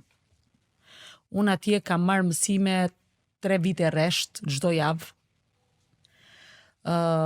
Mësime private për të mësuar se si të kujdesem për zërin. Si të ngroh zërin, si zëri im të ketë rezistencë. A mund të ndërpres pak sepse mua ka bërë përshtypje me një këngëtare tjetër e cila ka karrierën e saj jashtë një pjesë më të madhe të kohës. Te kënga magjike, se unë punoja skenarise, rria mbrapa dhe dëgjoja vetëm njëri që rinte në banjë, të tërë bëni muhabet dhe ishte Elajda Dani. Dhe ajo bënte grofje zëri po pafund. Po. Edhe më bëri përshtypje se s'kisha dëgjuar dhe se s'ke pas si ta dëgjosh, edhe unë nuk e kam ditur dhe unë e kam mësuar këtë gjë kur ngela keq, kur më erdhi veza ngushtë, sepse fillova të fshihesha, këndoja me orë të tëra, këndoja pa u ngrohur dhe ky profesori më ka thënë vetëm diçka. A ke parë ndonjë sportist të hyjë në fush pa u ngrohur? Një. A ke parë ndonjë sportist të hyjë në fush të bëj stërvitje vetëm atë ditë? Duhet të bësh stërvitje për ditë. Vokali, kordat janë muskuj, të cilat duhet të mirëmbahen për ditë. Pra është si një balerin, si një violinist, është e njëjta gjë. Edhe për ne që shkruajmë çdo ditë. Kështu që unë bëj stërvitje për ditë. Nëse do më thënë kam shumë punë, e bëj stërvitje në makinë. Në rastin tënd të mbash 2, 3, 4 orë një vend, domethënë, edhe ti je në për vite të tëra. Për vite të tëra është e vështirë. Por Amerika të ka ndihmuar shumë, sepse më ka mësuar disa gjëra që nuk do t'i mësoja dot kurrë nëse do të isha vetëm duke provuar famën në Shqipëri. Di shumë artistë që janë dorëzuar këtu. Di shumë artistë që ja hedhin fajin publikut, di shumë artistë që thonë po ka ecur koha. Ndërkohë di shumë artistë që u ka marr koka nga fama, di edhe këtë, dhe them gjithmonë, sikur se cili nga këta të provoj, sikur një herë, një vit emigracion, një vit, dhe ta kuptoj se çdo të thot, ta kesh të drejt për drejt bukën, qeran, me dashurin e ati që të ndjek. Dhe them ndonjëherë, sidomos për mendje më dhenjt në muzikë, unë them sa mirë do ishte ta kishin provuar një herë emigracionin. Do kishin rënë me këmbë në tokë. Unë e kam kuptuar më vonë që kisha një shkëputje shumë të madhe. Mbasi jam kthyer në skenë, dhe kur bëj fjalë për të punësuar për shembull në një klub ose diku, thoshin, po mirë, pa ajo këndon në festival. Nuk quhesha e vlefshme. Pra isha për festivale. Ti kur erdhe ka ardhur me hape për festivale, hape vete, që super hit, From Majesi. Dhe që atje që edhe mas kësaj këngë që ishte super hit pate vështirësi? Po. Sepse këndon në festivale. Klubet në Tiranë për shembull, ose klubet e njohura. Që ishin qoftë në Bregdet, të quanin që ishe këngëtare festivalesh, do të thënë jo e vlefshme për rinin. Kuptoj. Më thënë prap luftë për të treguar. Në super trend atëherë ti. Jam a gjej ti mua. Jam a gjej. Kishte edhe shkëputja ishte e gjatë. Shkëputja 6 vjeçare.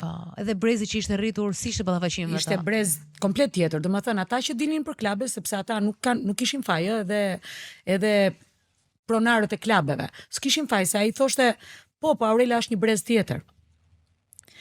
Dhe në qoftë se ai fëmia kur unë kisha ikur, kishte qenë 18 vjeç dhe tani ishte bërë 25, ai s'kishte më ndjesi me mua. Nuk e lidhte asgjë me mua. Dhe publiku që shkonte për klabe ishte ky lloj publiku, domethënë ishin të rinj. Dhe atëherë bëhet fjalë për vitet 2008, 2007, 2008, 2009. që vazhdonte muzika DJ e këto ishin të fortë. Ishte DJ shumë fort, domethënë muzika e huaj, elektronike, vetëm muzikë e huaj në çdo vend, shumë pak futeshin artist shqiptar dhe jo me band. Unë kërkoja band po flas grup muzikor. Kushtet ishin. E çuditshme sepse unë që e shoh nga jashtë, erdhe me atë këngë, ajo një nga këngët më të bukura, fituese të këngës magjike, fituese është. Po, fituese. Dhe Aurelia po me ato këngët u kthye prap super sukses, dhe ti ndërkohë ke pasur të vështirë të gjeje punë, si thua, të këndoje nëpër. Po. Klub, ka qenë një moment që realisht je trishtuar shumë në kërkime sipër, ka qenë një incident për shembull që jo, sepse e kuptoja që ishte brez tjetër. Domethënë e kuptoja që në klube dilte tjetër brez dhe brezi që më ndiqte mua rrinte në shtëpi, nuk kishte një vend ku të shkonte. Dhe në atë periudhë kam qenë krah për krah me Dr. Florin, ai më ka ndihmuar shumë. Edhe për të bërë albumin. Me atë kam shkuar në për studio të ndryshme, me të jemi ulur, kemi shkruar shumë. Si u gjende me Dr. Florin? Si krijoa kjo lidhje? Me Dr. Florin kemi një lidhje kështu shumë të bukur. Kur Dr. Flori ka dalë për herë të parë me grupin, ka qenë para se unë të ikja në Amerikë. Ndoshta 99 më duket 2099 diçka e tillë. Unë kam qenë në sallën e Pallatit Kongreseve dhe ishte kënga magjike. Më duket kënga hera e parë e këngës magjike, mos gaboj, ose e dyta. Dhe këto kanë dalë në skenë, çunat, West Side Family. Unë aty kam parë dhe thash, wow, çfarë janë këta? Ishte një adrenalin, ishte një plus unë sa kisha filluar të dëgjoja rap, dëgjoja Missy Elliott, dëgjoja hip hop, edhe jam ngrit në këmbë, kështu dhe duar tërkisja fort, se kështu jam, unë po pëlqeva një gjë, unë çohem, kështu bëj statuse, të mbështes, kështu jam. Nuk mendojmë dy herë se atë njoh, atë kam shoka. Edhe thot Flori më vonë, thot, u thash çunave ore, ishte gjë Aurela Gaçi ajo, unë sa kisha fituar me Siam Tribu në festival. Dhe për ata ishte një gjë që ore ishte ajo apo më bën syt mua. Dhe unë i kam kërkuar, u kam gjetur anën, domethënë dhe i kam kërkuar dhe kemi ngrënë një akullore në një nga këto lokalet e Tiranës dhe u kam kërkuar bashkëpunim. Në atë kohë. Se kështu jam, unë më pëlqen një gjë dhe thash, wow, unë dua të kem këngë me këta çunat. Pastaj unika, dhe kur jam kthyer, Flori ka bashkë me West Side Family kishin këngën Jehon në festival të madh. Dhe më kanë kërkuar të i mbështes, është ajo nata që ti fton nga një mik të njohur që të mbështes, është një natë në festival që Festivalin e RTS-s. Në festivalin e RTS-s. Që e bën shpesh. Është një natë që ti një i njohur shkon dhe mbështet konkurentin. Dhe aty kam shkuar dhe i kam mbështetur. Dhe Flori tha, nuk do ta humbasim këngën, do ta bëjmë klip se ndryshe na humb kënga. Dhe si ishte kënga, ma kujto pak? A kanë gojo me folto male, me tregu kush ka shkel mbi to, do tregoj se kanë gjumë shqiptare dhe kemi xhiruar për një javë. Dhe unë kam ikur prap në Amerikë. Pra, çdo gjë ka një lidhje, ka një respekti për njëri tjetrin, ai më donte si artiste, unë i doja si grup. Dhe nga Flori pastaj kam mësuar shumë edhe për metrikën e vargut, edhe si ti je e vërtet. Kam mësuar shumë. Edhe këngën origjinale, ai më ka thënë që kjo është kënga. Kemi shkuar bashkë te Flor Mumajesi. Flori na ka treguar, Mumajesi na ka treguar këngën, të kënduar nga Marseli fillimisht. Dhe Flori na tha, shiko çfarë kemi zbuluar, një djalë të talentuar, ishte vetëm 15 vjeç. Marseli vogël i thoshin atëherë. Dhe Dr. Flori u kthye nga mua, tha, çfarë këngë i kërkon, tha, ja ku është kënga, kjo është. Kishte nuhatje të frikshme. Si ndjeve ti se është guximi i madh atëherë që të fusje, të përshtatesh, sepse pjesa ose Tallavas ose komuniteti rom, domethënë si thua distancoheshin edhe quheshin një. S'kisha asnjë lloj problemi në kokë, aq më tepër që ai ishte gjetje, do të thënë ishte një 15 vjeçar me një zë shumë të bukur. Unë kisha vetëm problem tek vetja ime sepse ishte një këngë që nuk më jepte mundësinë mua të kisha atë unë në çdo këngë dua të bërtas ose më saktë dikur, se tani kam rënë, tani e kuptoj që nuk ka nevojë të bërtasësh për të marrë vesh. Dhe ka qenë Mumajesi ai që më thoshte zvogloje veten, zvogloje sa më pak, zvogloje, ëmbëlsoje veten, ëmbëlsoje. Dhe po të shikosh mënyrën e të kënduarit aty, unë jam gjysma e zërit tim. Është e bërë kastile, do të thënë është bërë me koshiencë. Nuk jam as e trende tranuar. Unë kështu e kam kënduar.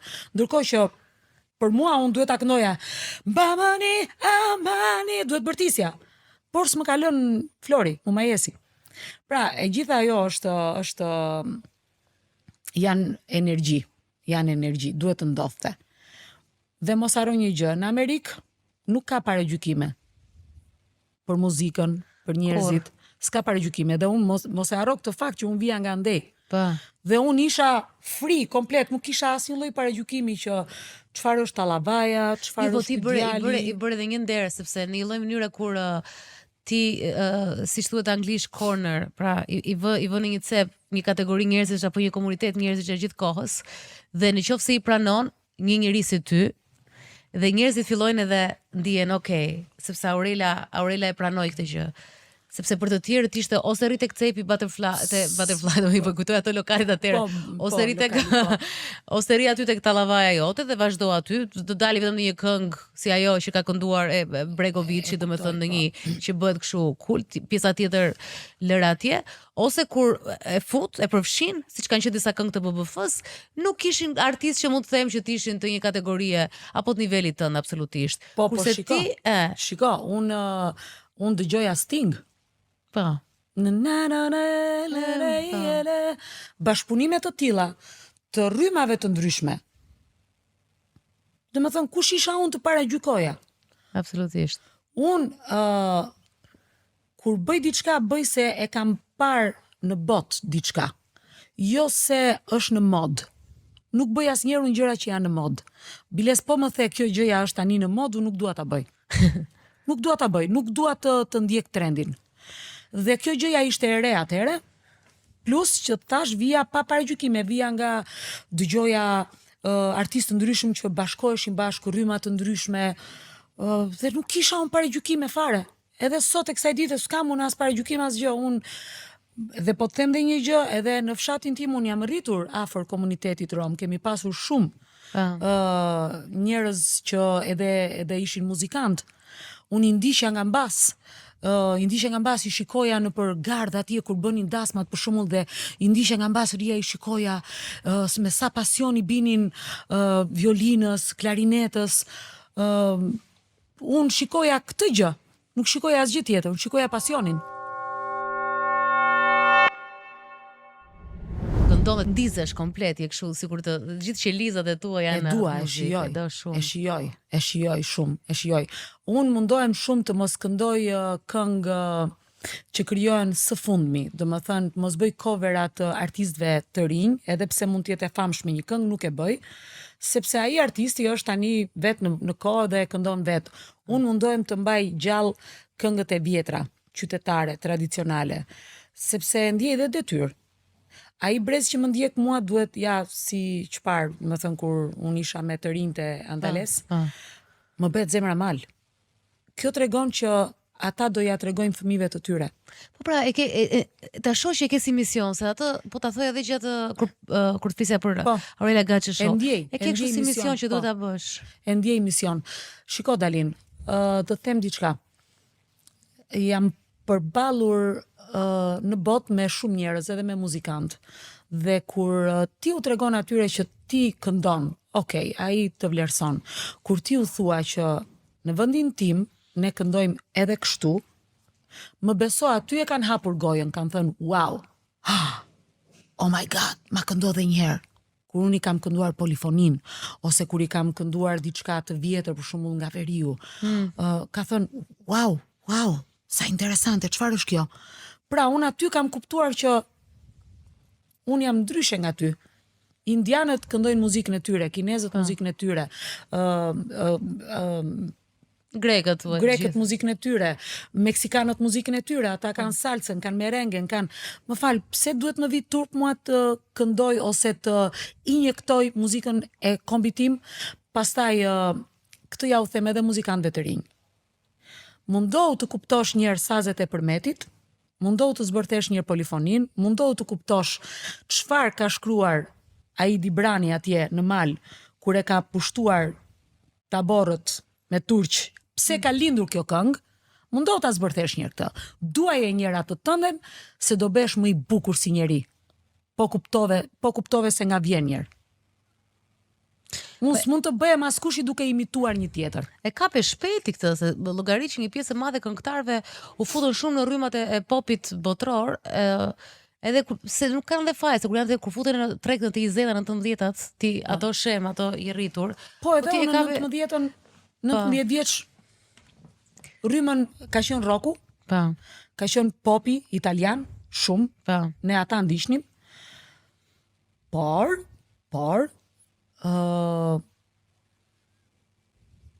unë e kuptoja kur këndoja këngën popullore, që atëherë kam shkuar në Prishtinë për herë të parë, në 95-ën, kam hyrë ilegalisht nga Mali i Zi, kam shkuar me Fitnet e Rexhën. Po pse hyrë ilegalisht? Po se nuk lejoj. Nuk lejoj, nuk mund të s'kishte kufi 95-ën. Kemi hyrë ilegalisht. Dhe atje një lokal shqiptarësh organizoi një, le të themi një tur, le të themi 10 ditor. Tur i thënë që ne ishim në një vend, po vinin artistët të ndryshëm. Ishte Xeni, ishte Ismet Peja. Unë kam qenë vetëm 20 vjeç, 21 vjeç kam qenë. Dhe kur, ata ngriheshin në këmbë, këndonin me ty e me... Unë isha shumë e re, unë atëherë hapja programin. Nuk bëj fjalë që unë baja programin, do të thënë, pesha ishin artistë të tjerë.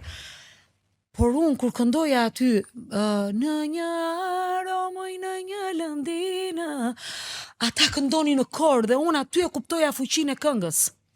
Kam qenë vetëm 21 vjeç. Sigurisht që, kur unë provoja, tentoja të këndoja edhe Whitney Houston, ata ngriheshin në këmbë dhe thoshin, wow, bravo, kështu. Por përqafimin e vërtet ma jepnin kur këndoja këngën e vendit tim. E kam kuptuar shpejt. Dhe e përballura me jashtetit, e kam kuptuar shpejt që edhe ato shqiptarë që jetonin atje, vërtet punojnë, jetojnë me amerikanët, por ata i merr malli dhe shijojnë dhe duan, është si ajo tranaja në mëngjes që të shijon, ti mund të hash karkalesa gjithë ditën, mund të hash shumë tranaja mua. Po mos e kujto, ha.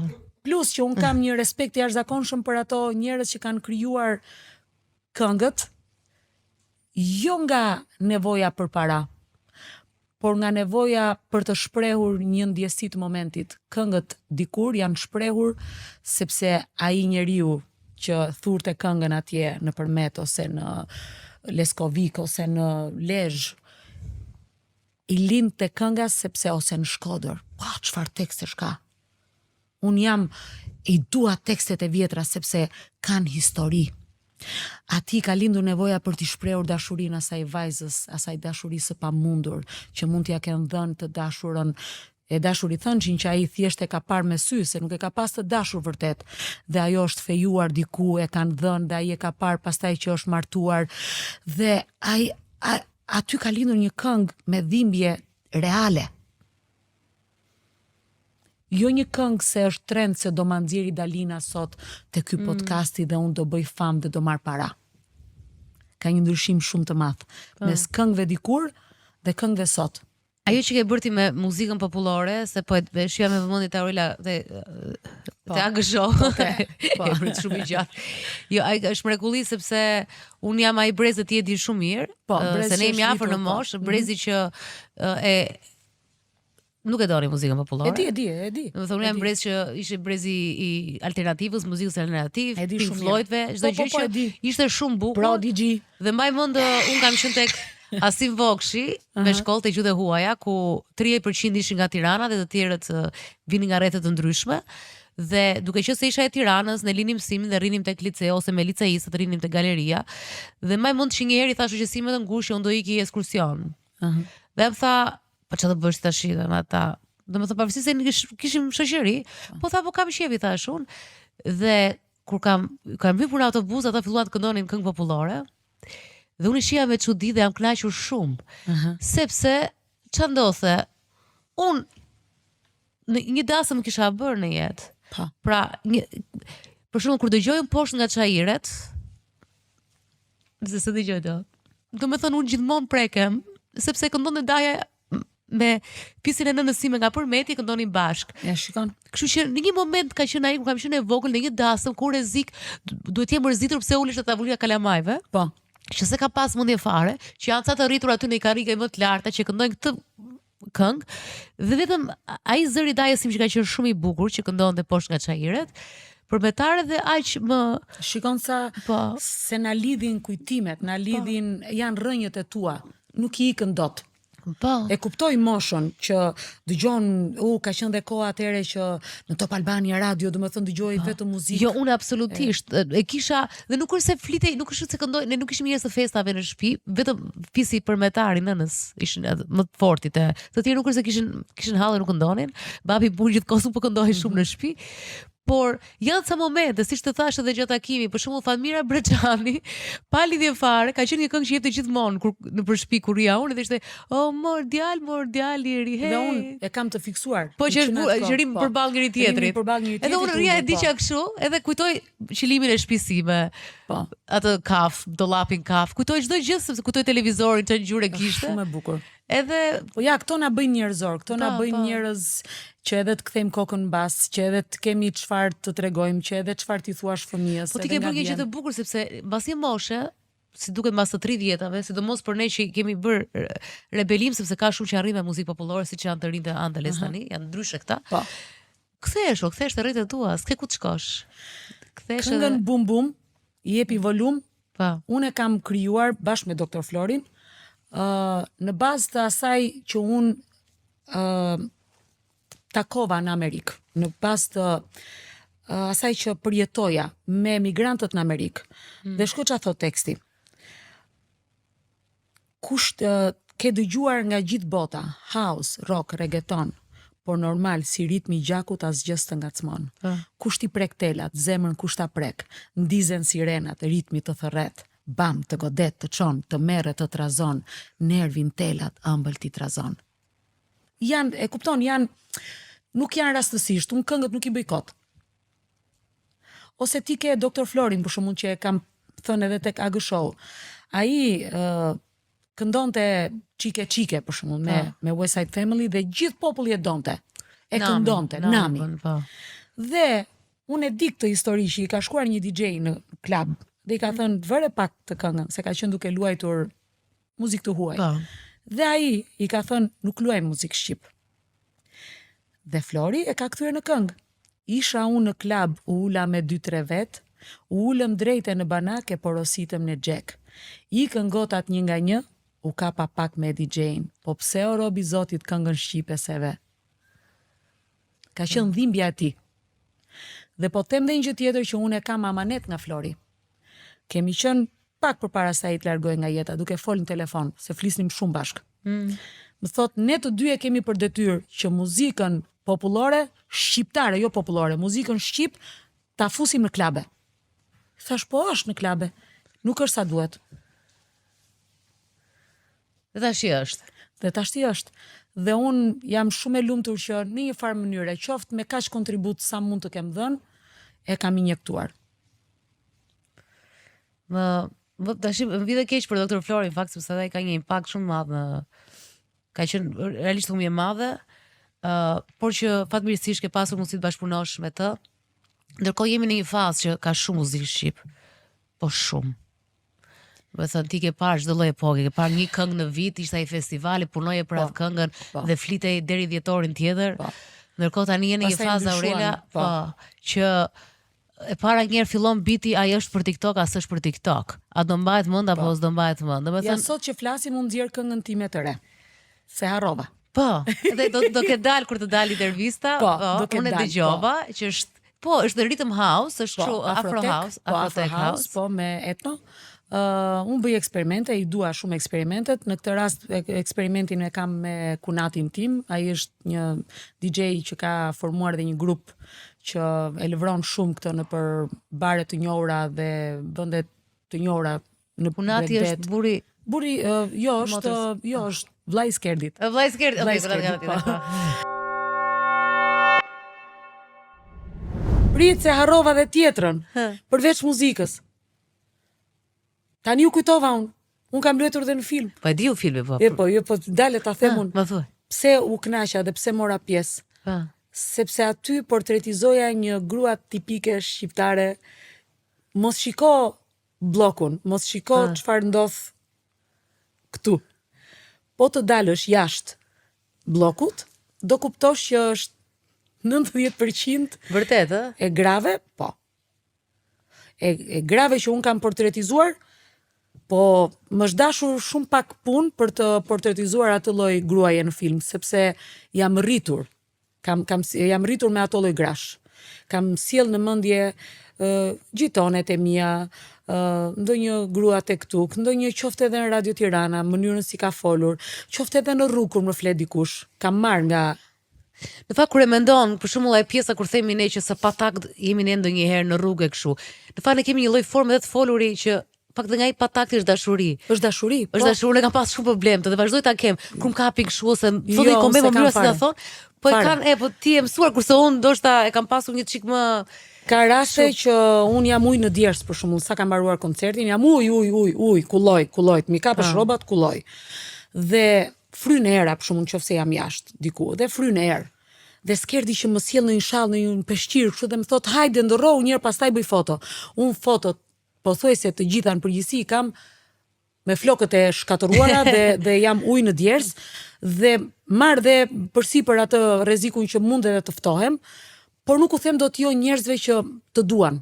Po, gjuhën themi ja kuptoj, sepse unë dashurinë jam marr, po mënyra se si drejtohen ndonjëherë që janë kështu, o të kapin ose o ti po që për shembull e fundit fare isha në një bar dhe sa shkova për herë të parë tha, boja shumë i dobësuar ti, po prit mos unë stivja fare era parë. Atë e kemi. Po unë për shembull kam pasur shumë problem, se kam pasur që e vogël, pa shkuar në Amerikë, pas gjë, fare. E kam pasur të mungesë takti se ndjeja shumë, edhe isha kështu gjithmonë në mbrojtje. Kurse ti ja ke kap gjuhën, se the që edhe tash kujtojmë që edhe kjo gruaja që ke portretizuar në filmi. Po.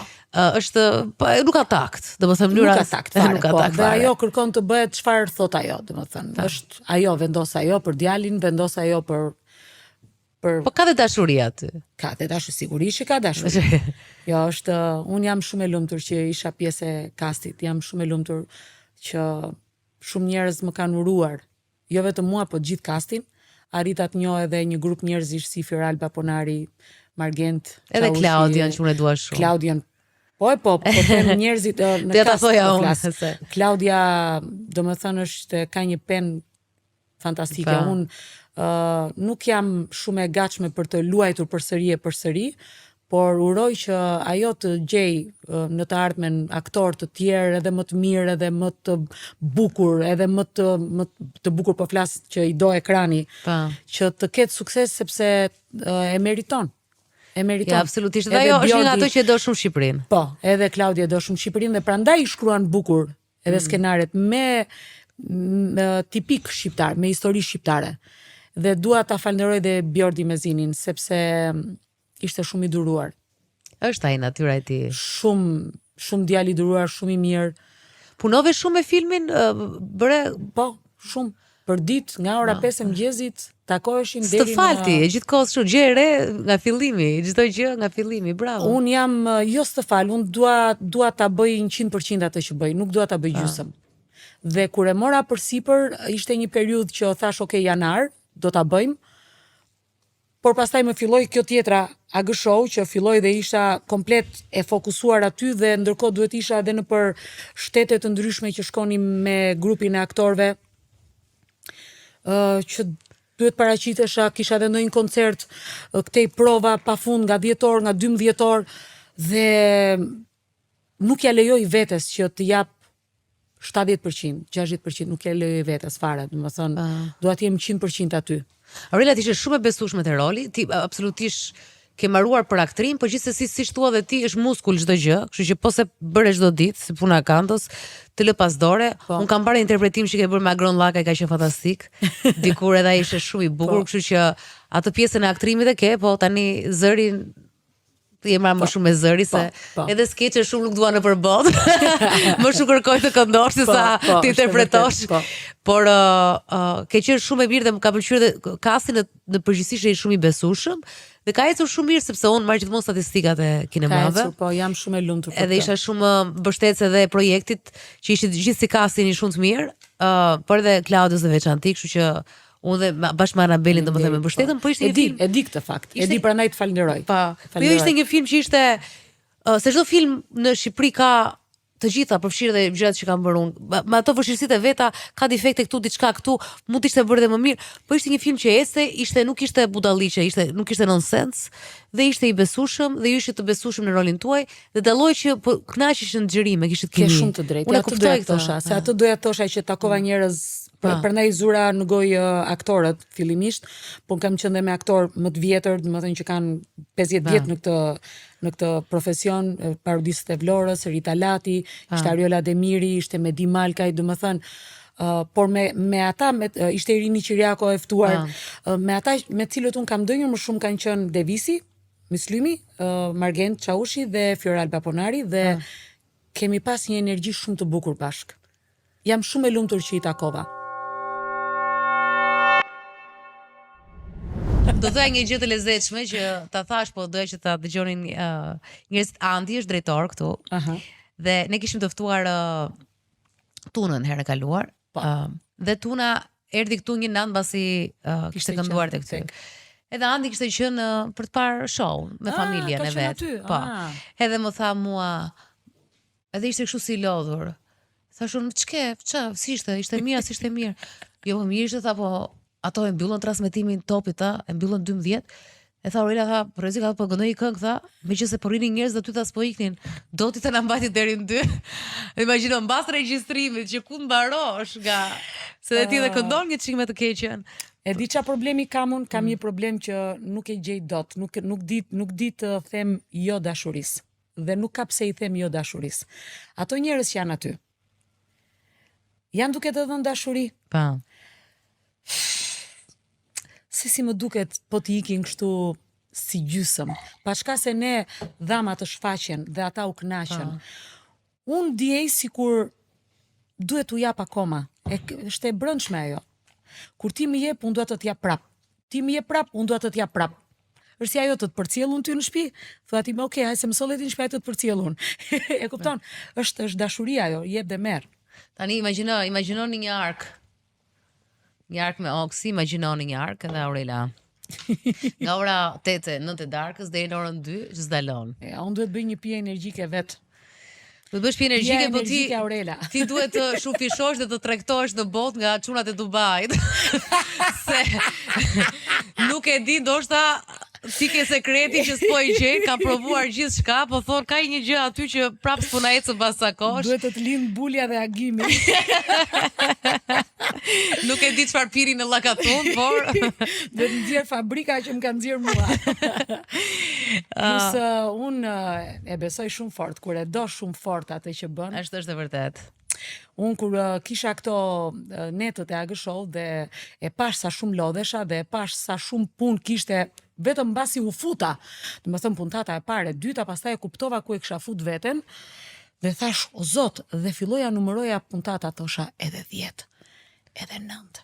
Countdown nga mbrapa, bëja atë mbrapsh, numërimin mbrapsh dhe nuk ja lejoja vetes të sëmuresha. Është e gjitha në tru, është e gjitha këtu. Dhe natën e fundit, kur kam mbaruar dhe kam thënë, u mbyll, nata 12, më beso aty kam ndier lodhje. Sepse është e gjitha këtu. Aty thash, mbaroj. I ula dritat. Domethënë dritat Aurela, po ti ke bërë super spektakël. Unë se dia thash te kamera tani se edhe mosha bën të vetë. Ai thash në fillim në kamera, thash jashtë kamerës, po e them edhe një herë dhe po e kemi, e pres, e rregulloj. Por shija natën e 4 aty ishte gjitha i spektakël, ishte stine, se e di unë se si llogaritë, se njerëzit nuk e din, kujtoj se mblidhen 4 këngëtarë aty dhe po rrinte kafja. Gjensila me mamin, Stina, Soni Malaj, Këngë magjike, po jo këngë magjike tani, këngë magjike dikur, kur vinin të tërë. Dhe Manjola Dhe Manjola në Albani që hapi. dimension, Soni me tjetër. Tjetër, pa. Gjensila vjen tjetër, ndryshe, plus janë breza të ndryshëm. Mënyrë të kënduari ndryshe, unë duhet përshtatesha me të gjithë. Pa. Dhe kur e mendoj që asnjë aty nuk është rastësisht, nuk është se u mor nga karrige dhe erdhi, pra ka prova, ka përgatitje. Përgatitje. Po ja them njerëzve se unë e kuptoj kur është diçka me provë dhe diçka jo. Kështu që është e gjitha është goxha punë. Edhe ajo mënyra kur unë them një batut dhe bëj sikur rrëzohem dhe i flas një balerine, edhe ajo është me provë. Patjetër. Unë vërtet e kam të lindur improvizimin, por unë improvizoj një varg dhe të dytin Marleje. Tek regjia. Kuptoj. Marleje, a mund ta bëj unë këtë përpara se ta bëj? Ka një programacion, ka një minutazh, rrjedh një gjë.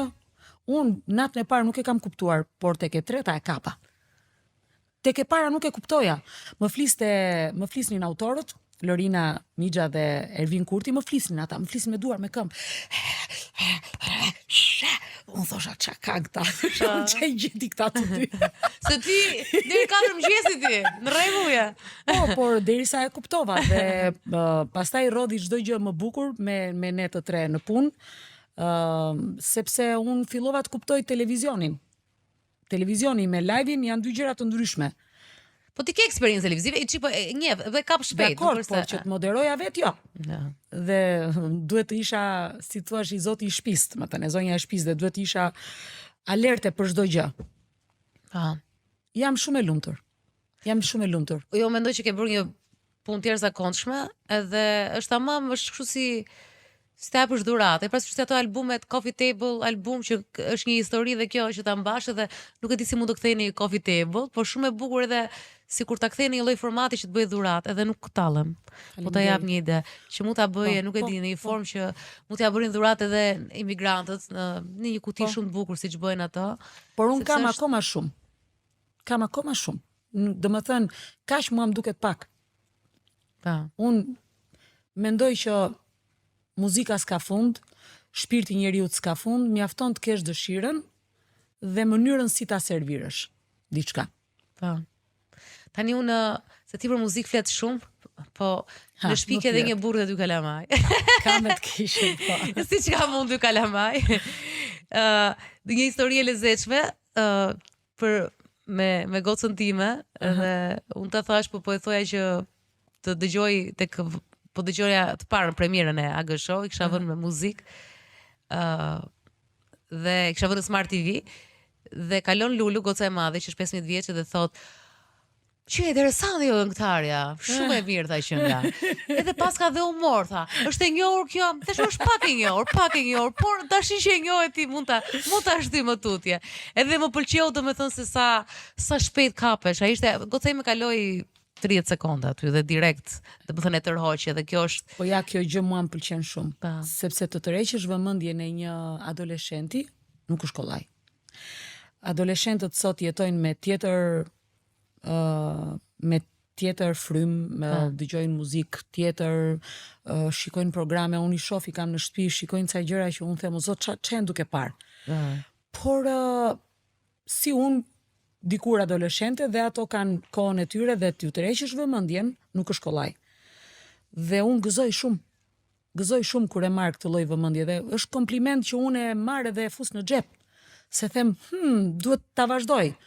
Dhe kjo pjesa e humorit që ti thua, unë, batutat, humorin e këto mund ta kesh të lindur, por unë njoh shumë njerëz që kanë humor në tavolinë, por në televizion vën blok. Absolutisht. Unë e kam lënë veten të lirë, që njerëzit të më njohin kështu siç jam. Unë si kam vënë blok vetes. Përkundrazi atë humor dhe atë mënyrë siç flas në tavolinë, atë kam shfaqur dhe në televizor. Dhe për këtë më ka ndihmuar shumë, po kthehem prap te Amerika. Unë kam parë shumë comedy shows. Shkoja në për vende të vogla, vende të mëdha, në vende edhe me drag queens, rria I shikoja mënyrën si e ndërtonin një show, si flisnin njerëzve, si komportoheshin me një tjetër. Ishte duke fol diçka, një tjetër lëvizte këtej kthej, thoshte pse po lëviz, më tërhoqe vëmendjen. Pra, unë të gjitha këto I kam marrë dhe jam mbarsur, I kam futur në vete, dhe kur kam ardhur fillimisht këtu që kemi vendosur të hapim një klub me vëllezërit Koçar, Crazy Calvin. Unë atëre e bëja këtë, do të thonë që flisja njerëzve, tregoja ndonjë histori, dhe në fillim nuk ma kuptonin. Më thoshte një nga partnerët që kishim te klubi, thoshte, po më thon njerëzit që po thoj Aurele të këndoj, mos flasi shumë. Thosha, okay, mirë, se do shikojmë bashkë mbas ca vitesh, në rregull. Se e di vetë çfarë po bëj, po ik tash. Se ishin mësuar me tipin e artistit ose këngëtarit që thjesht këndon. Jo, unë kam një histori, do të tregoj një histori, do të tregoj një gjë, do të prek ty, nuk jam këtu vetëm për të kënduar. Dhe një nga arsyet pse pati sukses dhe I 4 vjeçar me vëllezërit Koçar dhe 4 vjeçari tjetër që unë mbajta vetëm me disa të rinj dhe me grupin tim muzikor në Venue Club, ka qenë pikërisht kjo. Përveç muzikës, është mënyra si komportohesh me njerëzit, si u flet njerëzve, si shkrihesh me ta. Një nga arsyet pse Skerdi u dashuron me mua është një herë në radh parë se lihem unë pa dashuruar. Ekzistenca jote. Po Skerdi e do pasionin tim. Ne kur flisnim bashkë fillimisht fare, unë po fillova të flas për pasionin tim, për muzikën, për mënyrën si kam ardhur deri këtu e çfarë dua të bëj etj, unë spushoj. Dhe Skerdi e lexoi këtë gjë. Skerdi e dashuroi këtë gjë. Dashuroi pasionin tim. Dhe më kanë thënë njerëz të tjerë, se unë kur jam në skenë nuk e shoh, po më kanë thënë njerëz të tjerë që kur ti e duke performuar dhe ai është diku, në një cep diku, të shikon sikur shikon për herë të parë. Sa e bukur. Kështu që unë jam me shumë fat në këtë pikë, domethënë që ai jo thjesht më do si njeriu që e ka bërë të ndihet mirë në zemrën e tij, që jam nëna e 2 fëmijëve që I kemi bërë me shumë dashuri, por ai shikon edhe ka arritur të lexoj thellësinë e pasionit tim. Dhe më ndihmon shumë, është nuk dia do të kem ndonjëherë mundësi ta tregoj 100% se çfarë bën ai për mua. Tani I menaxhon gjithë Çdo gjë e menaxhon Skerdi. Çdo gjë ai. Ti shkon në skenë. Unë menaxhoj skenën, merrem vetëm me skenën dhe nuk merrem me asnjë gjë tjetër që s'ka të bëj me skenën. Por njerëzit nuk e dinë që është një shumë I madh ai, sepse ti e di vetë kur ke bërë koncerte vet organizuar. Ai kur thua menaxher, nuk është menaxher që thjesht merr ca data. Ai menaxhon figurën tënde. Menaxhon çdo gjë çfarë duhet të ndodhi në atë skenë. Përveç muzikës. Nëse për shembull unë jam e ftuar diku. Ai nuk lejon në asnjë mënyrë që unë të shkoj me më pak kushte se ato që jam këtu. Po flasim nga ana muzikore. Ai ta njeh edhe tipin ty që rriti, domethënë se ti rri këndon, nuk thua dot jo, të vjen keq për njerëzit. Fillimisht më fliste shumë, fillimisht më thoshte ndërprije, mjaft, kam bërë kontratë për kaq minuta, pse thosha po nuk iki dot, më vjen keq për njerëzit. Nuk e imagjinoj dot, e kupton, dhe njerëzit ma kanë shpërbyer me dashuri. Dhe ai tani ka hequr dorë, nuk merret më me mua. Unë jam dakord me ty në këtë pikë. Janë ca lloj, unë edhe në art ca gjëra s'bëhen me llogari, too much pastaj. Nuk e bëj dot me llogari. Llogari duhet të jetosh, po. Mirë, dakord, jo po flas minutazhin. Unë them ta zëm se unë nesër nuk këndoj më. Gjithmonë kështu e mendoj. Kjo mund të jetë dita ime e fundit që unë këndoj. Largo zot. E bëj emision. Por, unë dua ta shijoj dhe ta jap deri në fund atë që kam, se nesër nuk e di. Dhe plus, po më erdhi prap ai njeriu që më ka parë një herë dhe vjen prap më shikon për të 10-ën herë, për të 20-ën herë, ky është vlerësimi më I madh. Është vlerësim, sepse do të thotë që është kënaqur. Tani ikëm prap në të muzika.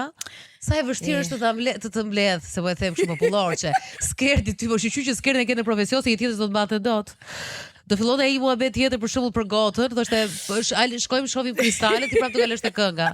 Do thot ai ku janë çorapet dhe ti duke shkuar për të kërkuar çorapet, do vazhdosh prapë, do flasësh për një këngë, do harrosh çorapet fare ose gjellën, nuk e gatuat ti Aurela? Gatuaj, po jo shumë, se kam mamin shumë ndim. Ke mamin Ka atë. lehtësuar mami këtë pjesë, gatuaj kur ngelem ndonjëherë kështu ose kur jam në shtëpi. Si ke shumë interesante te pjesa e ambisave, me sa kuptua, po s'puti bësh të gjithë. E po tash, s'mund të jemi interesante në çdo pjesë. Ka që i farkohen në Shqipëri që duhet të thoje që i balancojë të tëra, po tash është e kot. Mua më duket sikur s'kam fantazi aty. Unë mund të kem fantazi për shumë gjëra. Unë mund të qep vet, e kam fantazi tak tak pam pam pam, s'ngelem asnjëherë, edhe po ti të shkurtër bape pres ande e çoj këtej kështu. Kurse aty më duket sikur E bën. Thua? E bën, po. Po je zgjuar i bën. Këtë po ja vjet Vera Grabockës, ajo thoshte një herë që njeriu inteligjent i bën të gjitha, se unë e pashë po gatuan dhe thash kur kishe kohë dhe gatuan ti mirë. Dalina tha inteligjent i bën të gjitha, po hajde. Mbarojmë të makarona dhe ikim. Vazhdojmë xhirimet. Do t'ishe, mendoj që do t'ishe kjo që je me Skerdin bashkë në këtë çift që ai ka kuptuar komplet personalitetin tënd dhe ti keni pranuar njëri tjetrin në një formë që realisht është e dëshiruar nga të gjithë, pra të krejnë këtë lloj marrëdhënie. Nëse ai të kishe jetuar jashtë shtetit kaq vite dhe ti ndoshta në Amerika do ishte. Po ndoshta edhe se ai ka një eksperiencë, ka jetuar jashtë Shqipërisë, ka një eksperiencë që edhe atë jeta e ka bërë të vuaj. Është rritur vetëm me mamin dhe me vllajin. Kuptoj. E jo ma ka luftuar fort, i mbaj afër familjen. Domethënë janë shumë gjëra, nuk ndodh rastësi, asgjë. Edhe fakti që ti je këngëtare suksesshme dhe është e vështirë, sidomos se këtë e tha shumë bukur tu në Alpha Female. Sidomos kur je Alpha Female, është e vështirë të kesh të mbash një mashkull që të jeti sigurt afër teje. Skerdi këtë siguri ma ka dhënë që ditët e para. Ai nuk ka asnjë moment lodhjeje për shembull me dikë që mua më do, për shembull dhe vjen të bëj foto, të ndjej ndonjë moment që thot se na mërzitet, jo ti e njohura për shembull. Po. Asnjëherë. Jo. Ai e di shumë mirë ai lidhjen që un kam me njerëzit. E do atë lidhje. Domethënë më ka kuptuar shumë mirë. Që unë nuk i them jo asnjë njeriu që më do. Ka raste që unë më thon ndonjëherë se të lodhem dhe them marrë i qoftë atij që lodhet nga dashuria. E them marrë i qoftë, e them turp atij që lodhet nga dashuria. Mund të bezdisesh ti, nëse ka shumë njerëz, po unë them është kujtim. Ta zëm nesër ai s'më shikon më. Mund të jetë një emigrant që ja atë mundësi ka pas të shikoj. Pse do i them jo për fotografi për shembull, të më përqafoj. Kam dëgjuar që e bëjnë artistë, është. Je zhgënjur her pas here duke dhënë kaq shumë dashuri. Si? Zhgënjesh her pas here ose lodhesh duke dhënë gjithkohës dashuri, duke thënë Dalida. Jo. Aurela thua jo një herë, jo, s'para. Jo, sepse sot e ke, nesër se ke. Po sikur mos ta kem. Ta dim njerëzit që s'është kaq e thjeshtë Aurela, që je gjithkohës. Duhet gjithmonë të mendosh sikur të mos e kesh. Po se more të mirë qenë, je gjithmonë në rregull me dashurinë dhe me punën dhe me jetën që bën. Çfarë ne ti Aurela? Duke qenë se ke kaq shumë fokus tek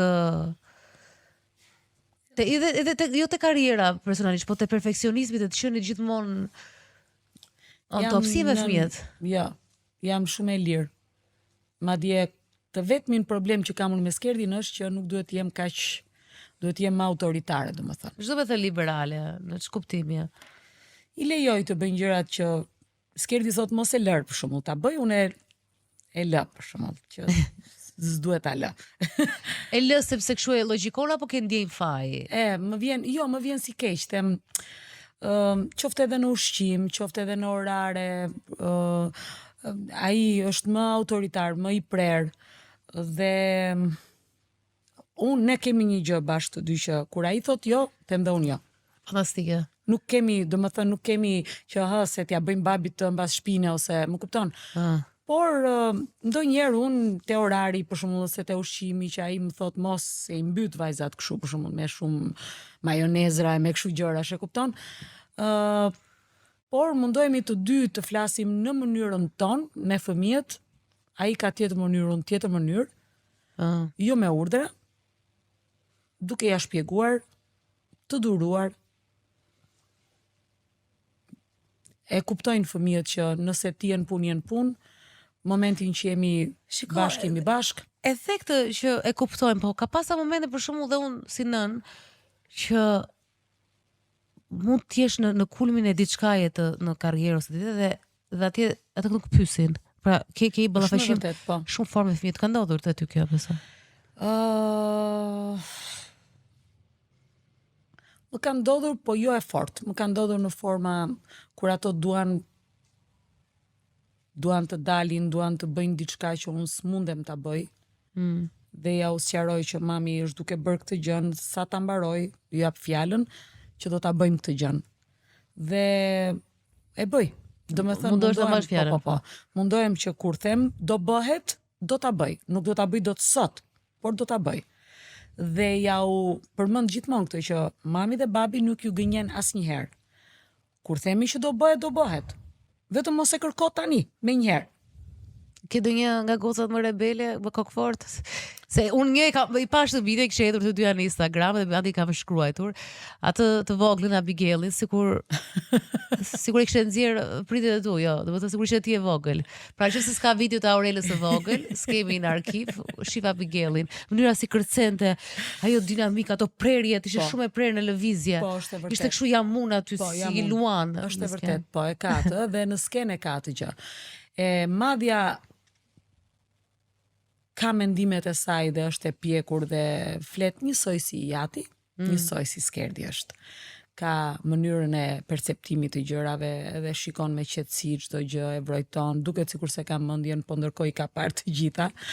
Kurse vogla ka një sjellje tjetër, domethënë do skenën në mënyrë kështu, kur do dal unë thotë skena. Kur do dal unë. Dhe më duket se është në garë me mua. Është në garë me ty. Si ke kuptuar të? Ma ka thënë. Të ka thënë? Shika shumë e drejtëpër dhe më pëlqen.